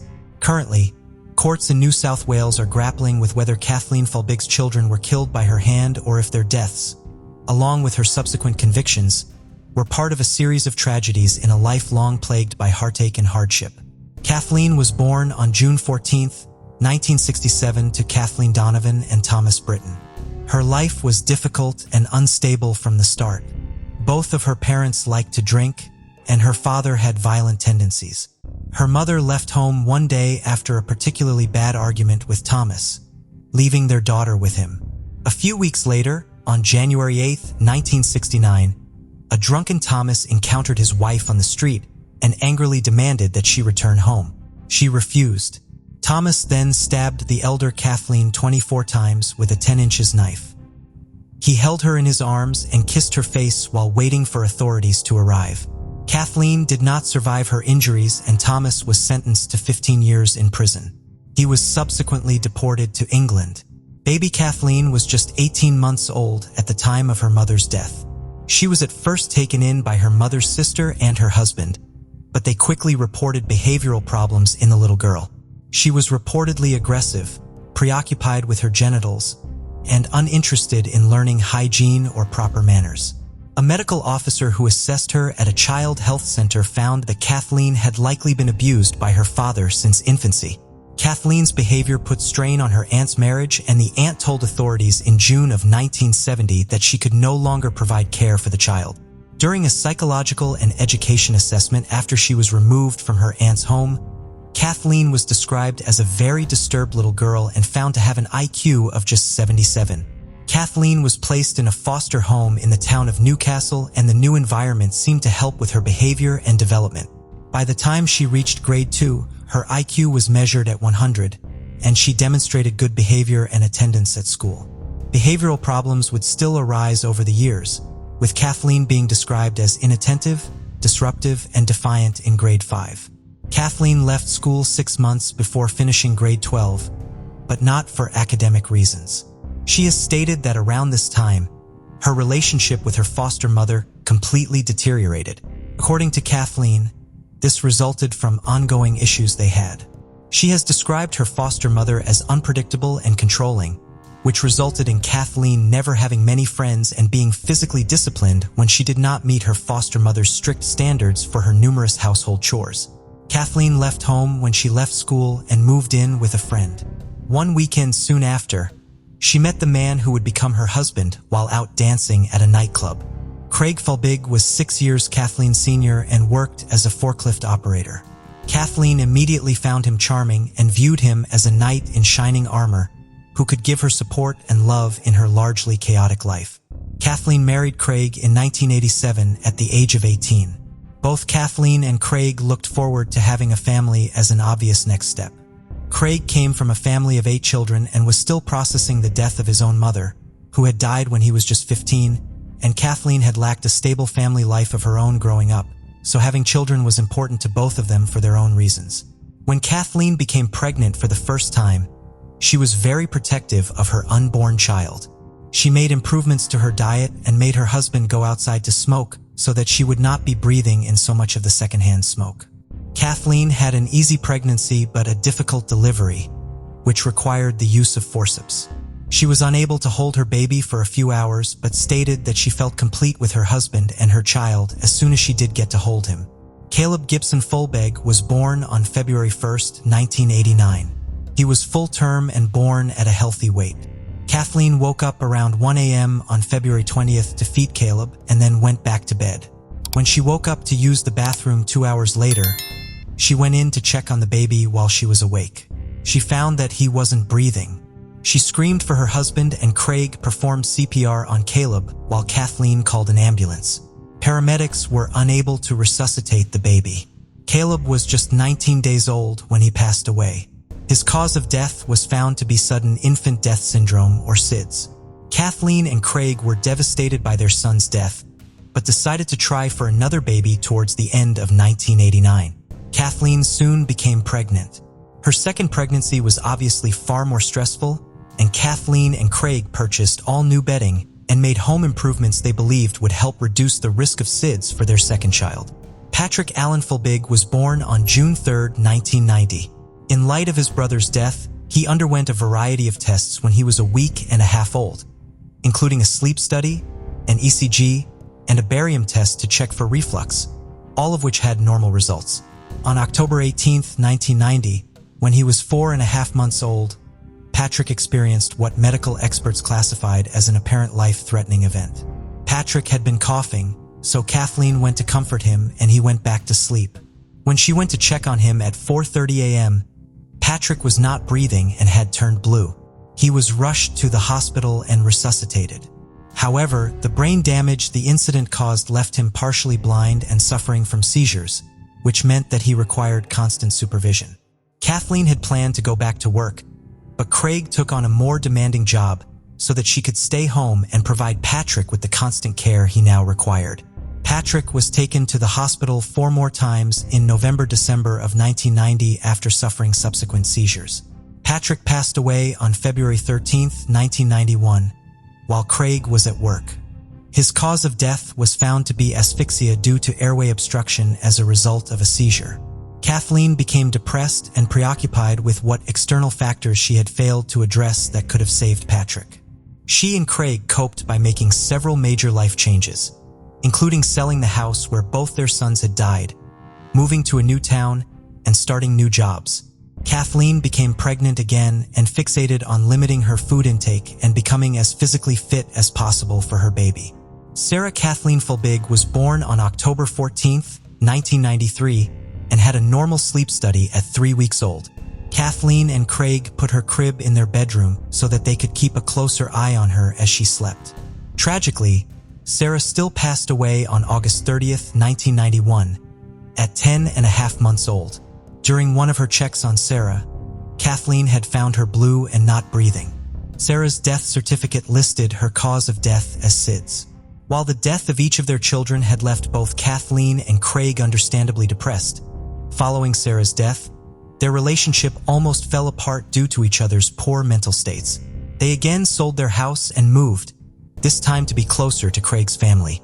Kathleen put on weight, but then feared that this would push away her husband. She returned to obsessively tracking her diet and working out at the gym. Kathleen and Craig did separate on several occasions, but only for brief periods of time. Kathleen felt her relationship with Craig hit rock bottom during this period, but the couple was able to rebuild their marriage. Eventually, Kathleen became pregnant with her 4th child and again fixated on exercising so as to be as healthy as possible for the baby.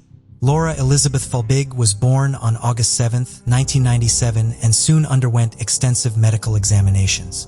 A sleep study found that while she did not have obstructive sleep apnea, she did have mild central apnea, although this would resolve itself by the time she was 6 months old. Biochemical, metabolic, and blood tests all came back normal. She was sent home with a cardiorespiratory monitoring device to record and download information about her breathing and her heart rate while she slept. The device would set off alarm if it detected any decrease in either. The machine reassured Craig but made Kathleen anxious because of its frequent false alarms. Laura was no longer prescribed to use the device after she turned a year old. Kathleen and Craig were understandably terrified of losing Laura like they had her siblings during the first year of her life. So when they were finally able to throw a first birthday party for one of their children, they held a big celebration to mark Laura's birthday. While Laura lived longer than her siblings, she also ultimately died suddenly. She passed away on March 1st, 1999 after Kathleen put her down for a morning nap when she was just shy of 19 months old. Her autopsy found that she had myocarditis or an inflammation in her heart muscle, while all 3 professors of forensic pathology called at a later inquiry stated that they would have listed Laura's cause of death as myocarditis. Because of how extensive it was, the forensic pathologist who performed the autopsy listed the cause of death as undetermined. They noted in their report that the family history of no living children following 4 live births is highly unusual. The possibility of multiple homicides in this family has not been excluded. The death of a 4th child in one family also caught the attention of the local police, and a detective was assigned to investigate Laura's death on the day it occurred. Following Laura's death, the Folbegs' marriage finally collapsed under the weight of their grief. They went to counseling, but Kathleen moved out of their shared home in April of 1999. She had moved back in by that June, but she and Craig were separated for good by June of 2000. It was during the first period of separation following Laura's death that Craig became suspicious that his children's deaths may have been caused by his wife rather than by natural causes. While cleaning up his wife's belongings in May of 1999, he came across a diary she had written between June of 1996 and June of 1997. He began reading it and was concerned by some of its passages. In October of 1996, shortly before she came pregnant with Laura, she wrote, obviously, "I'm my father's daughter," while discussing making mistakes in her past. Since Kathleen's father was a murderer, Craig was alarmed that his wife seemed to relate to him. In another entry, she wrote, "My guilt of how responsible I feel for them all haunts me. My fear of it happening again haunts me. What scares me most will be when I'm alone with the baby. How do I overcome that? Defeat that?" Craig took the diary to the police and was interviewed. During this interview, he said that he was suspicious that Kathleen had been involved in their children's deaths. He was asked to return for a second interview 4 days later. During the time in between these 2 meetings with police, Craig went to see his estranged wife and accused her of killing the children. Kathleen was appalled and slammed the door in his face. She later returned to the home she had once shared with Craig to yell at him, telling him that he knew how much she loved their children and that he needed to tell the police the truth. Craig recanted his earlier statement when he met with police again, and he and Kathleen temporarily reconciled a short time later. Kathleen was interviewed about the diary for 8 hours one day that July. She stated that she felt like she was her father's daughter, not because they were both murderers, but because she viewed him as a loser in general and felt like she was a loser as well. She felt guilt over the deaths of her children, not because she was their killer, but because she was their mother, and she had failed to protect them from whatever it was that kept taking them from her. Authorities remained focused on Kathleen's diaries and asked her if she had any more. She turned over one she had just purchased, which she said was the only one she had. However, after investigators obtained a search warrant and searched her home, they found another diary, written between June of 1997 and April of 1998, in a bag inside of a case in the wardrobe in her bedroom. Kathleen claimed that she had not tried to hide the diary from police. She had just forgotten that she still had it. Police would eventually come into possession of 6 of Kathleen's diaries, with 5 other diaries from the period of time her children died, believed to be unaccounted for. These diaries would play a major role in the criminal proceedings that would eventually be held in connection to the deaths of the Folbeg children. On April 19, 2001, Kathleen was arrested and charged with the murder of all 4 of her children. When Kathleen went to trial in 2003, her diaries were a major part of the prosecution's largely circumstantial case. The prosecution claimed that certain passages all but admitted her guilt. "I feel like the worst mother on this earth, scared that Laura will leave me now, like Sarah did. I knew I was short-tempered and cruel sometimes to her and she left. With a bit of help," Volbig wrote in one entry. "Can't happen again." "I'm ashamed of myself. I can't tell my husband about it because he'll worry about leaving her with me." The defense claimed that the passages were merely expressions of Kathleen's understandable feelings of maternal guilt and over-examination of everything she did in an effort to understand why her children kept passing away. The prosecution argued at trial that Kathleen had smothered all 4 of her children. However, there was no forensic evidence that the children had been smothered. Smothering sometimes leaves behind physical signs, but in some cases, it does not. Laura's death was slightly more difficult to attribute to smothering simply because of her age. At almost 19 months old, when she died, she would have been physically strong enough to struggle against being smothered, which can result in certain characteristic injuries which she did not have. Furthermore, there were other known health factors that could have contributed to the children's deaths. Caleb had been diagnosed with a floppy larynx, which can make it difficult for an infant to breathe. The seizures Patrick experienced were severe enough that they could have resulted in his death. In this case, the charge against Kathleen for maliciously inflicting grievous bodily harm alleged that she had tried and failed to smother him on the occasion of his first life-threatening event, which resulted in the brain damage that led to the seizures. If Laura had not been the 4th of her parents' children to die, her death would almost certainly have been attributed to the myocarditis found during her autopsy. However, at the time, there was no such known alternative explanation for Sarah's death. While the maxim was not explicitly invoked during the trial, the prosecution's case appeared to be highly influenced by what came to be known as Meadows' Law, which states that 1 sudden infant death is a tragedy, 2 is suspicious, and 3 is murder until proved otherwise. This saying originated from Roy Meadow, a British pediatrician who coined the phrase Munchausen syndrome by proxy to describe what is now also referred to as factitious disorder imposed on another, in which a caregiver either harms or creates the illusion of an illness in another person as an act of attention-seeking behavior. Meadow spent years collecting £1,000 of taxpayer money per trial, testifying against mothers accused of killing their young children, whose deaths also could have been attributed to SIDS. One of those women was Sally Clark, who accused of murdering her 2 sons, both of whom had died suddenly. Meadow claimed that the odds of 2 children dying in a home such as Miss Clark's were 1 in 73 million, a figure which had absolutely no statistical merit. The actual odds were later calculated to be 1 in 77. Miss Clark was sentenced to life in prison in 1999, but her conviction was overturned in 2003 in light of Meadow's misleading testimony and the fact that a home office pathologist had failed to disclose that microbiology tests had indicated that at least one of her sons could have died as a result of natural causes. She never recovered from the trauma of losing her sons, being accused and convicted of their alleged murder, and being the target of abuse in prison because she was viewed as a baby killer. She died in 2007 of acute alcohol poisoning. At least 2 more convictions that relied on Meadow's testimony have also been overturned. The General Medical Council struck Migdow off of the medical register in 2005 after finding him guilty of serious professional misconduct for providing erroneous and misleading testimony in court. A High Court judge overturned that ruling the following year. During Kathleen's trial, the case against her relied heavily on the premise put forth by Meadow that multiple deaths within one family have to be criminal. The prosecution argued that it was not obligated to prove that the children had been smothered or be able to disprove that they could have died of natural causes. I can't disprove that one day some piglets might be born with wings and that they might fly. Is that some reasonable doubt? No. Is the hypothesis that the defense advances a reasonable doubt? No. Why not? Because if you look at what they are suggesting, not in isolation but in totality, there has never ever been before in the history of medicine that our experts have been able to find any case like this. It is preposterous. It is not a reasonable doubt. It is a fantasy.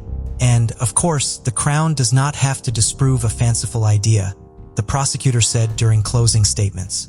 The jury found this argument compelling. After almost 9 hours of deliberation, they returned a verdict of guilty. Kathleen collapsed in the courtroom when the verdict was read. She was sentenced to 40 years in prison with a non-parole period of 30 years. Kathleen was sent to a maximum security prison where she spent 22 hours a day alone in her cell to prevent other inmates from attacking her, and because she was considered high risk for harming herself. Over the following few years, she unsuccessfully ran through all of her rights to appeal her conviction. Her sentence was reduced during this process down to 30 years in prison with a non-parole period of 25 years. Her only remaining hope of proving her innocence and having her conviction overturned was directly petitioning to the New South Wales Attorney General in hopes of having an official inquiry opened into the case. In the years following Kathleen's conviction, the problems with Meadows' law became increasingly evident and more research was carried out about the causes of sudden infant death syndrome. It should be noted that SIDS is a blanket term describing death in infants with no identifiable cause. Despite ongoing research, we do not fully understand what leads to the majority of these deaths. Parents are advised of certain preventative measures they can take, largely involving an infant's sleeping environment, but these only reduce the risk of a child dying from SIDS, not eliminate it. Furthermore, there is increasing evidence that deaths from SIDS have a variety of causes. In terms of Kathleen's case, the most significant development in SIDS research is the discovery that in certain cases, infant deaths are brought on by previously undiagnosed genetic conditions. More than 30 different genes that increase the risk of SIDS and the related syndrome sudden unexplained death in children, which affects children over 1 year of age, have been identified. According to current estimates, up to 35% of deaths attributed to SIDS actually have a genetic component. A new group of lawyers took over Kathleen's case in 2013, and they hired several medical experts to review the data from the case. One of these experts was Stephen Cordner, a respected forensic pathologist at Monash University. He spent over a year reviewing the children's medical data and the arguments presented at Kathleen's trial, eventually producing a 112-page report that argued that the medical data pointed to the phobic children dying of natural causes rather than by being smothered. This report was included with the official petition Kathleen's legal team filed in June of 2015 requesting that the Attorney General's office open a formal inquiry into the case. The petition was not addressed for 3 years. Finally, on August 22, 2018, Attorney General Mark Speakman announced that an inquiry overseen by former District Court Judge Reginald Blanche would be held. Kathleen's legal team hoped to be able to provide more solid evidence that the full big children had all died of natural causes, and therefore began exploring genetic causes that could explain why all of Kathleen and Craig's children had died so young. At the time, they did not have access to the DNA profiles of the full big children, so they began their investigation by looking at Kathleen's DNA for clues. Professor Carola Garcia de Venosa, the co-director of the Center for Personalized Immunology at the Australian National University, was asked by Kathleen's legal team to lead the effort. She and a geneticist worked with a cheek swab and saliva sample that had been collected from Kathleen in prison and had the DNA extracted from the samples sequenced.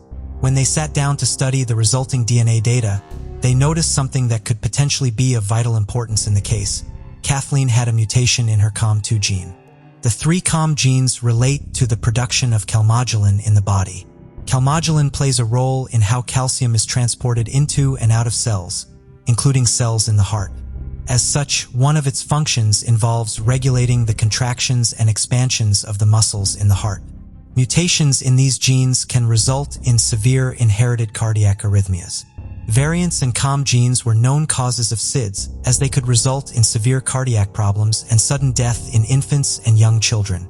At the time it was discovered that Kathleen had this mutation, only about 75 people had been identified as having potentially lethal mutations in any of the 3 COM genes worldwide. The specific mutation found in Kathleen had not previously been identified or, therefore, linked to any deaths. Luckily, it was possible for Professor Vinoesa to follow up on this lead, as she was able to obtain DNA samples from all 4 of Kathleen's children. 2 of the children had frozen tissue samples on file, and she was able to obtain DNA from the blood taken from the other 2 children at birth and preserved on their heel stick cards, which were still on file. Sequencing of their DNA showed that both Laura and Sarah Fulbig had inherited the mutation in the COM2 gene from Kathleen, while Kathleen's 2 sons, Patrick and Caleb, had not inherited this mutation. It was later discovered that they each had inherited 2 copies of another exceptionally rare mutation. In their cases, the variation affected a gene referred to as BSN or bassoon. Again, this mutation is very rare, but it is known to cause early-onset lethal epilepsy in mice. That is, it causes mice to experience seizures that are severe enough to result in their death while they are still very young. The deaths of the 4 full big children appeared to not have a single cause as the prosecution had alleged during Kathleen's trial, but 2 separate genetic influences. The chances of 2 such rare genetic variants being in one family and causing 4 deaths seem almost incomprehensibly small. According to Professor Vinoesa, the overall small odds of Kathleen and Craig both carrying rare mutations are not as relevant as the high odds of them passing those mutations on to their children. In the end, it's not about these variations being very rare in the world, it's about the chances of Kathleen meeting someone like Craig and having this combination of mutations between both of them. Once genetics come into play, statistics go out the window, she has stated. Because of the novelty of the specific mutation found in Kathleen and her daughters, doubts were raised during the inquiry about whether or not it could be fatal. A pediatric cardiologist who was called to testify during the inquiry argued that since Kathleen herself was healthy and had lived into adulthood, it was unlikely that her daughters had died as a result of the mutation they shared. Kathleen did have a history of fainting episodes that began when she was a child, including an incident where she fainted while swimming, but luckily was rescued from the water by witnesses. Fainting while swimming is a specific symptom associated with long QT syndrome, which has been seen in individuals with COM mutations. However, during the inquiry, Kathleen was given an examination and found to not currently be showing any signs of cardiac problems, including long QT syndrome. However, around this same time, evidence supporting the theory that the COM2 variant carried by Kathleen and her daughters could have been lethal emerged. Professor Vinoesa was able to contact cardiovascular geneticist Peter Schwartz, who had just completed a paper examining data from the International Calmodulin Registry, which attempts to gather information from every individual and family affected by mutations in COM genes. One of the families he wrote about was an American family with a mutation almost identical to the one shared by Kathleen and her daughters. The family's 2 children had each suffered cardiac arrest at a young age, one at age 4 and one at age 5. One child survived the cardiac arrest, but the other, sadly, did not. It was determined that the children had inherited the mutation from their mother, who was healthy. Professor Vinoesa viewed the discovery of this other family as a major turning point in the case that provided strong evidence supporting Kathleen's innocence. Other scientists doing research for the inquiry did not view the new evidence as being so crucial, maintaining that the mutation found in the Folbegs was likely pathogenic, but still not a likely explanation for Laura and Sarah's deaths, in part because of their young age at the time of their deaths and also because most deaths with cardiac causes tend to occur during highly active periods and the 2 girls had died in their sleep. Data from the International Calmodulin Registry does not necessarily support these critiques in cases where mutations in the COM genes are concerned. The registry describes 5 families in which their mutation was fatal in some members who inherited it, but not all of them. Approximately 20% of individuals who died of a sudden cardiac event related to these mutations died in their sleep, and 9 sudden deaths occurred in children under the age of 3. There was also a possibility that another form of stress besides exertion played a role in Laura and Sarah's deaths. Each of the girls had been sick and on medication when they died. Sarah had been prescribed an antibiotic for a cough and Laura had a respiratory infection that was being treated with acetaminophen and pseudoephedrine. The cardiovascular stress from being ill and the medication, in combination with the altered heart rhythm caused by the mutation, which left the girls more susceptible to heart problems, could have led to their sudden cardiac-related deaths. The scientific arguments did not impress Judge Reginald Blanche, who oversaw the inquiry. In July of 2019, he ruled that there was no reason to doubt Kathleen Folbig's convictions. While he acknowledged the scientific evidence presented at the inquiry and the possibility that Laura and Sarah had heart conditions, he wrote in his judgment, even on the basis of accepting the opinion of Professor Vinoesa, that it is now plausible that Sarah and Laura Folbig may have had a cardiac condition and that raises a possibility it caused their deaths. I do not consider the inquiry should be reopened for the purpose of holding further hearings about the COM2 variant identified in Sarah and Laura, as they had at her 2003 trial. Kathleen's diaries played a major role during the inquiry and in the judge's ruling. Kathleen's testimony during the inquiry to explain some of the passages used to point towards her guilt hurt her rather than helped her, in the judge's estimation. In reaching his verdict, Judge Blanche argued that, indeed, as indicated, the evidence which has emerged at the inquiry, particularly her own explanations and behavior in respect of her diaries, makes her guilt of these offenses even more certain. Many excerpts from the diaries are difficult to understand, but Kathleen has always maintained that they reflect the depression, lack of control, and paranoia she was feeling after losing multiple children. In October of 1997, she wrote about Laura wouldn't have handled another like Sarah. She saved her life by being different. Kathleen testified that she believed that her youngest daughter had not been taken from her so far because she was somehow different than her siblings. When Judge Blanche asked her if she believed some sort of supernatural power was taking her children from her, and she was hoping that Laura being somehow different prevented her from being taken by this power, she stated that she had believed something along those lines at the time. In discussing a January 1997 entry, in which she said she had done terrible things in the past when she was stressed, she stated, "It's a broad spectrum of things that I am using the word terrible for. Could be me placing my child down to let her cry for even 30 seconds. That's a terrible thing in my view." Judge Blanche claimed that the diaries were virtual admissions of guilt. 6 separate experts who have examined the diaries have all had the opposite opinion. The most recent expert to study the diaries, clinical and forensic psychologist Dr. Katie Seidler, who has worked with violent incarcerated offenders for over 2 decades, has stated there are no clear disclosures of any criminal or violent conduct in Miss Folbig's writings. Kathleen's legal team has also long been critical of short, cherry-picked phrases and sentences taken from over 50,000 words of Kathleen's writing being highlighted in court without context. Following this loss in court, Kathleen's lawyers applied for a judicial review of the inquiry's findings. While they waited to get a response, more and more scientific evidence supporting the theory that Laura and Sarah Folbig had died as a result of the variant in their COM2 gene they had both inherited from their mother was discovered. A biochemist in Denmark, with aid from scientists from 6 countries, was able to run tests on the specific mutation using a synthetic cell and was able to show that it was just as likely to be lethal as the more well-known mutations in COM genes. A major scientific study was published in November 2020 confirming that Laura and Sarah's deaths were most likely caused by the mutation. Specifically, their deaths were brought on by the variations of their heart rhythms caused by the mutation, which left them vulnerable to cardiac problems in combination with the medications the girls had been taking. On March 3, 2021, a petition signed by more than 90 prominent scientists and medical professionals from 9 countries was sent to New South Wales Governor Margaret Beazley requesting that Kathleen Folbig be pardoned and freed from custody in light of the accumulating evidence that her children had died as the result of natural causes. Among those who signed the petition were 2 Nobel laureates and the president of the Australian Academy of Science. The petition argued that Kathleen Folbig has endured the death of her 4 children and has been wrongfully incarcerated because the justice system has failed her by not properly taking the new scientific evidence into account. One of the signatories, John Shine, the president of the Australian Academy of Science, later stated, "It is deeply concerning that there is not a mechanism to appropriately weigh up all the medical and scientific evidence in a case of this nature. There is now an alternative explanation for the death of the Folbig children that does not rely on circumstantial evidence."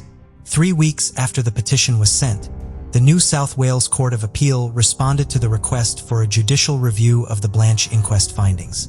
They dismissed it, arguing that Judge Blanche's ruling was not at odds with scientific evidence. It would be a full year before the petition was formally answered. The actions of New South Wales Attorney General Mark Speakman, who bore more of the responsibility for deciding how to respond to the petition than the governor herself, did not seem to indicate that he would be in favor of granting the pardon. The Australian Academy of Science had offered to provide him with a panel of expert geneticists to help him go over the scientific data in the case, but he rejected this proposal. Still, on May 18, 2022, Attorney General Speakman announced that while Kathleen Folbig would not be granted a pardon, a second public inquiry would be held to ascertain if there were any reasons to doubt her original conviction. He did not believe simply granting a pardon was appropriate because the new genetic evidence needed to undergo further scrutiny. While he had not formed an opinion on Kathleen's guilt or innocence or on whether or not there was reason to doubt her conviction, he did find that the scientific discoveries in the case did merit some form of intervention. When announcing the second inquiry, Speakman said that he had been in contact with Craig Folbig and that he was truly sorry that he would have to go through another inquiry. Craig Folbig believes that his ex-wife is guilty of murdering their children. Almost all of the further scientific inquiry into his children's deaths has focused on the COM2 mutation his daughters inherited from their mother, who provided a sample of her DNA to researchers. However, further research into the deaths of his two sons has been hampered by the fact that scientists do not have access to Craig Falbig's DNA. Caleb and Patrick both had two mutated copies of the bassoon gene in question, presumably because they inherited one from each of their parents. However, Mr. Falbig has refused to provide a sample of his DNA to confirm this. A directions hearing held in July 2022 found that Craig Falbig's DNA was of vital importance for the inquiry, as examining it would allow scientists to determine if Caleb and Patrick, who were confirmed to have inherited one mutated copy of the bassoon gene from their mother, had inherited their second mutated copy of the gene from their father, or if it had been a de novo mutation. De novo mutations are not present in the parents of a child. They are instead spontaneous mutations in DNA that occur during early DNA replication of the child. Making this distinction would allow scientists to better determine if the mutation could be categorized as pathogenic or likely pathogenic. The lack of analysis of Craig Falbig's DNA limits the scope of the analysis of genetic factors in the deaths of his two sons. At the hearing, it was also found that Mr. Falbig could not be compelled to participate in the inquiry or provide a sample of his DNA. Mr. Falbig's refusal to participate in the inquiry is largely due to financial constraints. He does not have the money to finance his legal representation for the inquiry and says that rather than being given the necessary funds from the Attorney General's office, he was given the suggestion to take out a loan against his home to pay for his lawyer. Mr. Speakman says his office did approve the use of discretionary funds for Mr. Falbig's representation. However, according to Danny Eade, who previously represented Mr. Falbig, this funding was limited and would only provide Mr. Falbig with approximately 8 days of representation, which is completely inadequate for an inquiry of this scale. The upcoming inquiry will be overseen by retired New South Wales Supreme Court Chief Justice Tom Bathurst and will be conducted in 2 parts. The first part will take place in November of 2002 and examine the medical evidence in the case, and the second part will be held in February of 2023 to examine the psychological evidence. Regardless of the outcome of the inquiry and the credibility it may or may not give to the new genetic evidence, it will be a major moment in Australian legal history and shape the role science plays in the courtroom. If the new genetic evidence, supporting the theory that the full big children died of natural causes, is found to be valid, the inquiry will have to decide if circumstance or science is more important in the case. Let's rewind the clock to February 6, 1960, the day a sweet little girl came into the world. Born to Edward and Norma Hutto in the charming town of Largo, Florida, she was named Carol Dean Hutto. As the youngest of the family, Carol was showered with affection and attention from everyone. Growing up, she attended Largo High School, where her kind and gentle nature made her a cherished figure among her peers. Carol's family was quite a crew. She had a half-brother, Jerry Irwin Hutto, and while details about him are limited, it's clear that Carol and Jerry shared a special and close bond. Jerry was devoted to his sister, always striving to fulfill her wishes and demonstrating their strong sibling connection. Carol also had 2 sisters, Pamela Beale Hutto and Melinda Darlene Hutto, and 2 other brothers, Maurice Barnett Hutto and Frank Hutto. Carol was a source of joy to her family, particularly to her mother. They enjoyed doing activities like going to thrilling NASCAR races and exciting wrestling matches. Her mom fondly remembers her as a devoted Christian who chose her friends carefully. Carol had big dreams and a heart full of adventure, but sadly, she didn't get the chance to fully experience them and live those dreams. On December 13, 1976, Carol Hutto was spending time at her home on Corvette Drive with her mother Norma and her half-brother, 17 years old Jerry Irwin. Everything seemed like a usual evening. They were all enjoying themselves, sharing jokes and laughter. Norma was busy preparing dinner for the family, and Jerry was getting ready for a date. Their evening took an unexpected turn when the phone in the house started ringing. Norma went to pick up the call, and it turned out to be Carol's friend on the line, so she handed the phone to Carol and they spent a few minutes whispering to each other, but when Norma came back, she quickly ended the call. Strangely, after the call, Carol's mood took a sudden turn. She became incredibly happy and excited, which caught Norma's attention. Carol hurriedly went to her room, fixed her hair, and checked her appearance in the mirror. After about 15 minutes, she told her mom that she was heading to a store nearby which was just a 10-minute walk away from their house.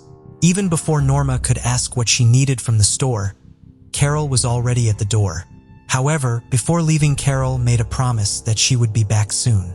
Later, Carol's half-brother Jerry also left the house for his date and said goodbye to Norma. And it usually took about 20 minutes or even less for Carol to walk there and back. So Norma expected Carol to return home in a half an hour. But after 1 hour had passed and Carol still hadn't come back, Norma started to wonder if Carol had bumped into her friends on the way and was chatting with them, which might be why she was taking longer. But after 2 hours had passed and Carol hadn't come back, Norma became even more anxious. It was getting dark outside, and Carol's absence was concerning because she had never missed her curfew before.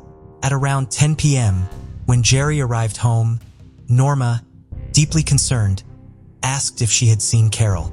However, Jerry was clueless about her whereabouts, just like Norma.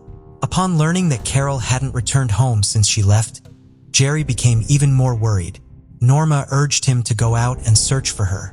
He started combing the streets calling out her name, but didn't receive any responses.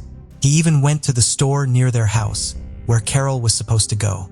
But the store staff mentioned that they hadn't seen her today, which led to the concerning questions of where Carol might be if she didn't go to the store as planned.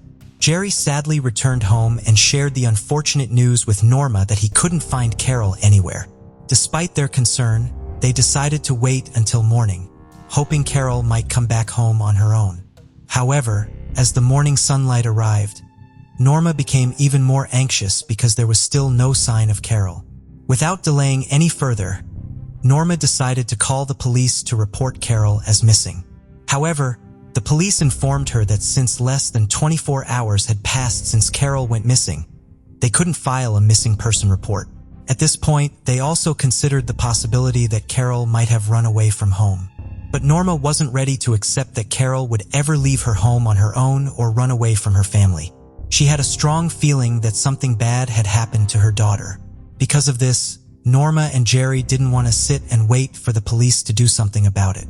They decided to take matters in their own hands and actively search for Carol themselves. They went around their neighborhood, talking to neighbors to see if anyone had seen Carol the previous night. Most of the neighbors remembered seeing Carol around 8 p.m. when she left home, but no one had spotted her coming back home that night. Norma and Jerry also visited all of Carol's friends' houses to find out if she had spoken to anyone or gone to their homes, but they couldn't find any trace of her. The sudden disappearance of Carol deeply affected Norma, and the entire community also came together after the news that their little Carol was missing to help in any way they could. At the same time, the police were also actively searching for Carol. They checked various stores, both nearby Carol's house and more distant, to see if she had visited any of them that night. Unfortunately, no one could confirm seeing her at any of those locations. The police noticed that there was a security camera outside the store that Carol was supposed to go. However, upon reviewing the footage, they couldn't find any evidence of Carol visiting the store on the night she disappeared. Back in those days, security cameras were not as common as it is today, so only a few stores had installed them, making it challenging to track Carol's movements.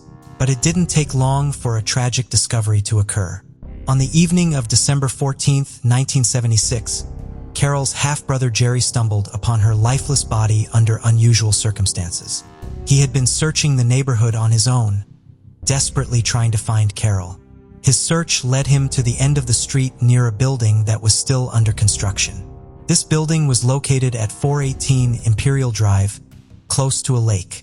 It was there that Jerry claimed to have discovered Carol's body. The details surrounding how he came across her in this specific spot remain a mystery. Carol's lifeless body was found floating in the water, her clothes partially removed. This sight was shocking and deeply disturbing for Jerry. He immediately contacted the Largo police to report the discovery, and then had the difficult task of returning home to inform Norma about the heartbreaking news. When the police arrived, they carefully retrieved Carol's body from the lake to preserve any potential evidence. It became evident quite quickly that Carol's death wasn't accidental.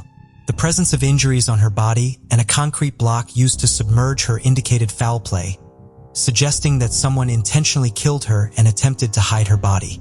The police believed that the attack likely occurred at the under-construction house, and then her body was placed in the lake.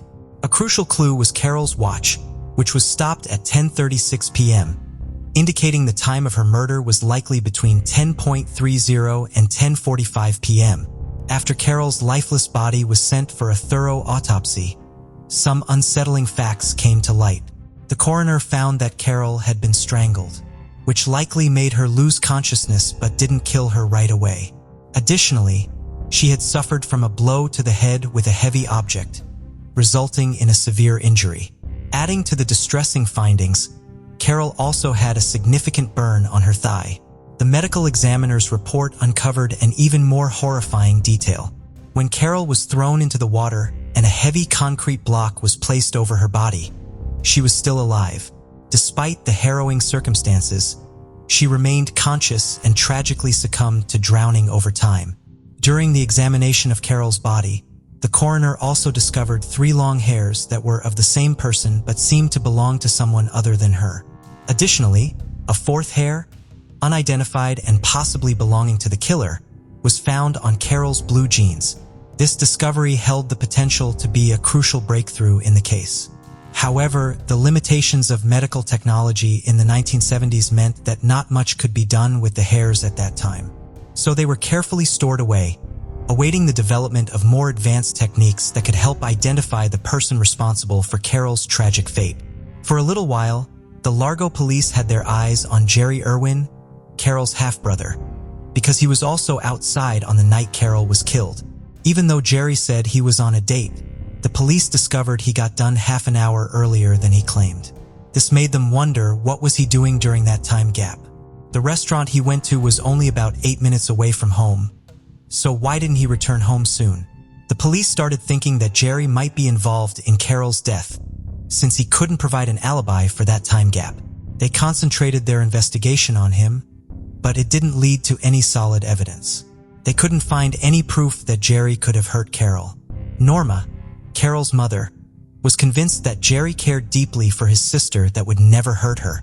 Despite their initial suspicion, the focus on Jerry didn't bring them any closer to the truth. The police cleared Jerry of suspicion as they couldn't find any more evidence against him. For the next 18 months, the police put a lot of effort into exploring every lead. But unfortunately, they couldn't find any clues to solve the case, and the investigation only went in circles. As time went on, the investigation began to lose momentum and the case grew cold. This left the Hutto family with aching questions. What really happened to Carol on that fateful night? Who was responsible for her death? They not only suffered the loss of their beloved daughter, but also the frustration of not finding justice for her. For almost 20 years, the mystery of Carol's murder remained unsolved. But in March 1994, a twist of fate brought a fresh set of eyes to the case. Officer Brad Hoyes, sidelined by a work injury, found himself poring over cold case files during his desk duty.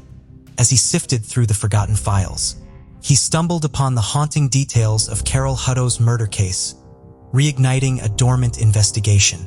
As Officer Brad delved into the case, he sensed that there were hidden layers that hadn't received thorough scrutiny during the original 1976 investigation.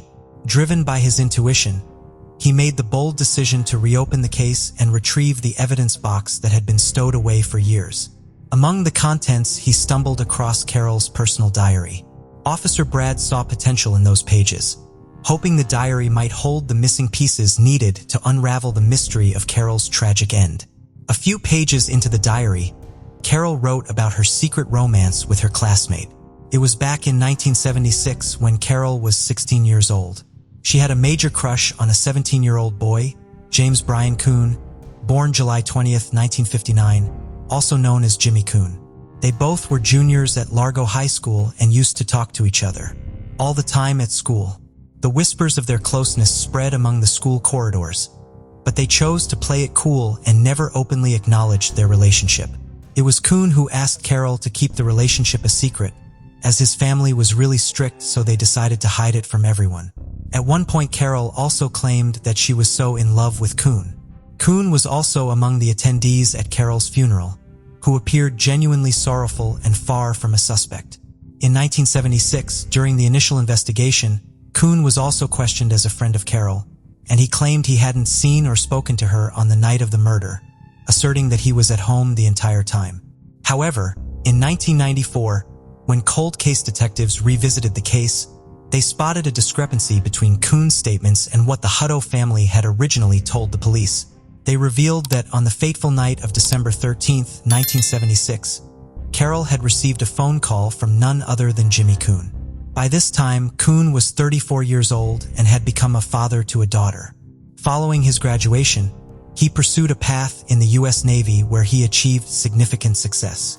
His military career was marked by his role as a submariner stationed at the U.S. Naval Submarine Base in Connecticut. Age 43 had a personal connection to the case. He too had attended the same Largo High School as Kuhn and Carol, so when he got to know about the case, he took the lead in investigating Carol's murder. Working alongside him was Lieutenant John Carroll, who is currently Largo's deputy chief. In a bold move, they made an unexpected trip to Connecticut, where Kuhn, an 11-year military veteran, was stationed. During this encounter, Kuhn's story drastically changed. He contradicted his earlier statements and confessed that he had indeed seen Carol on the night of her disappearance. He barely remembered anything, Sergeant Mike Short recalled. According to Mike, Kuhn explained, "I put up walls. If I remember, I'm going to jail." These words left a strong impression on Mike, leading him to believe that he had identified Carol's killer. However, the following day, Kuhn changed his stance. He sought legal advice, refused further interviews, and declined to take a polygraph test.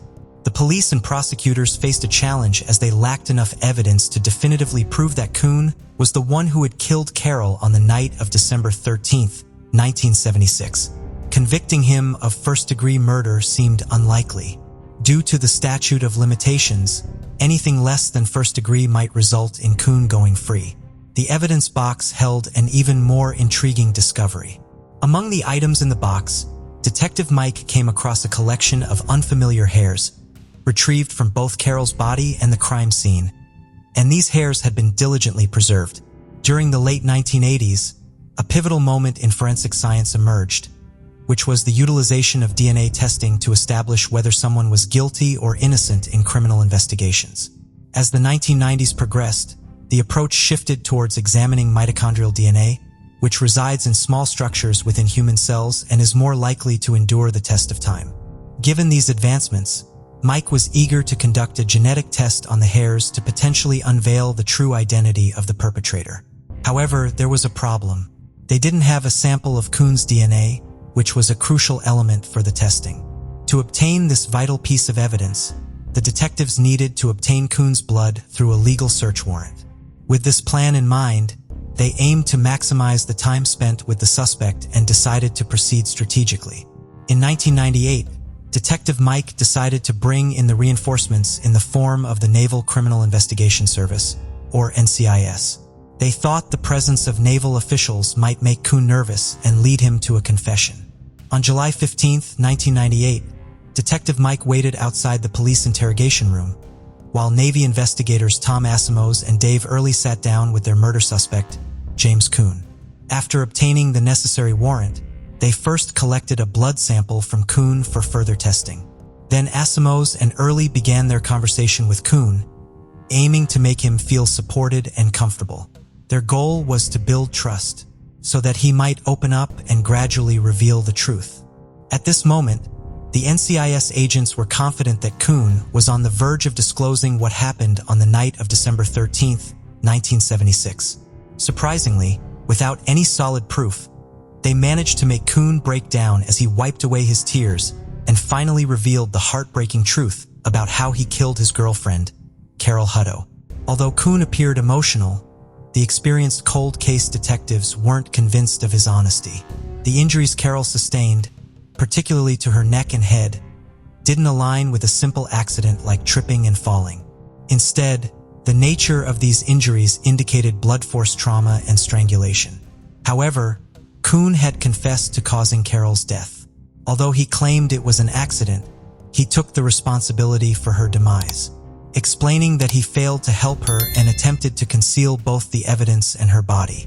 As a result, Kuhn was taken into custody and anticipated his trial. However, on the eve of his trial, he presented a new version of events. In his alternative version of events, Kuhn initially claimed that there were no physical interactions between him and Carol, even though he wanted it. However, things took a different turn when Carol disagreed. Their disagreement escalated into a physical confrontation. Carol started screaming and fighting back by scratching and hitting him. Fearing her screams would draw attention, Kuhn struck her with a 2x4 piece of wood and even tightened his grip around her throat. When he finally let go, Carol fell to the floor, unconscious. Kuhn was panicked and unsure, so he made a hasty decision to hide her body. He also tried to create confusion by burning her thigh, hoping it would appear as though someone else had attacked her. Regardless of the details in Kuhn's different versions of events, detectives arrived at the same conclusion, that Carol had been assaulted, taken to the lake, and thrown face down. Her body was weighed down with a concrete block to keep it submerged. Interestingly, the second story Kuhn shared appeared more plausible and aligned better with the evidence discovered. This version of events seemed to match the physical evidence and circumstances surrounding Carol's tragic fate. As the trial day arrived on February 9, 2000, the prosecutors aimed for a first-degree murder conviction against Kuhn. His lawyers acknowledged that he had some involvement in the crime, but they argued that a more fitting verdict could be manslaughter or even third-degree murder. When the jury received the case, they took just 22 minutes to deliberate before reaching a verdict. Kuhn was found guilty of first-degree murder. There's a chance that Kuhn could experience freedom once more. Due to the fact that the crime occurred in 1976, Pinellas Pasco Circuit Court Judge Philip Federico applied the state laws from that year. These laws allow someone convicted of first-degree murder to be considered for parole after 25 years.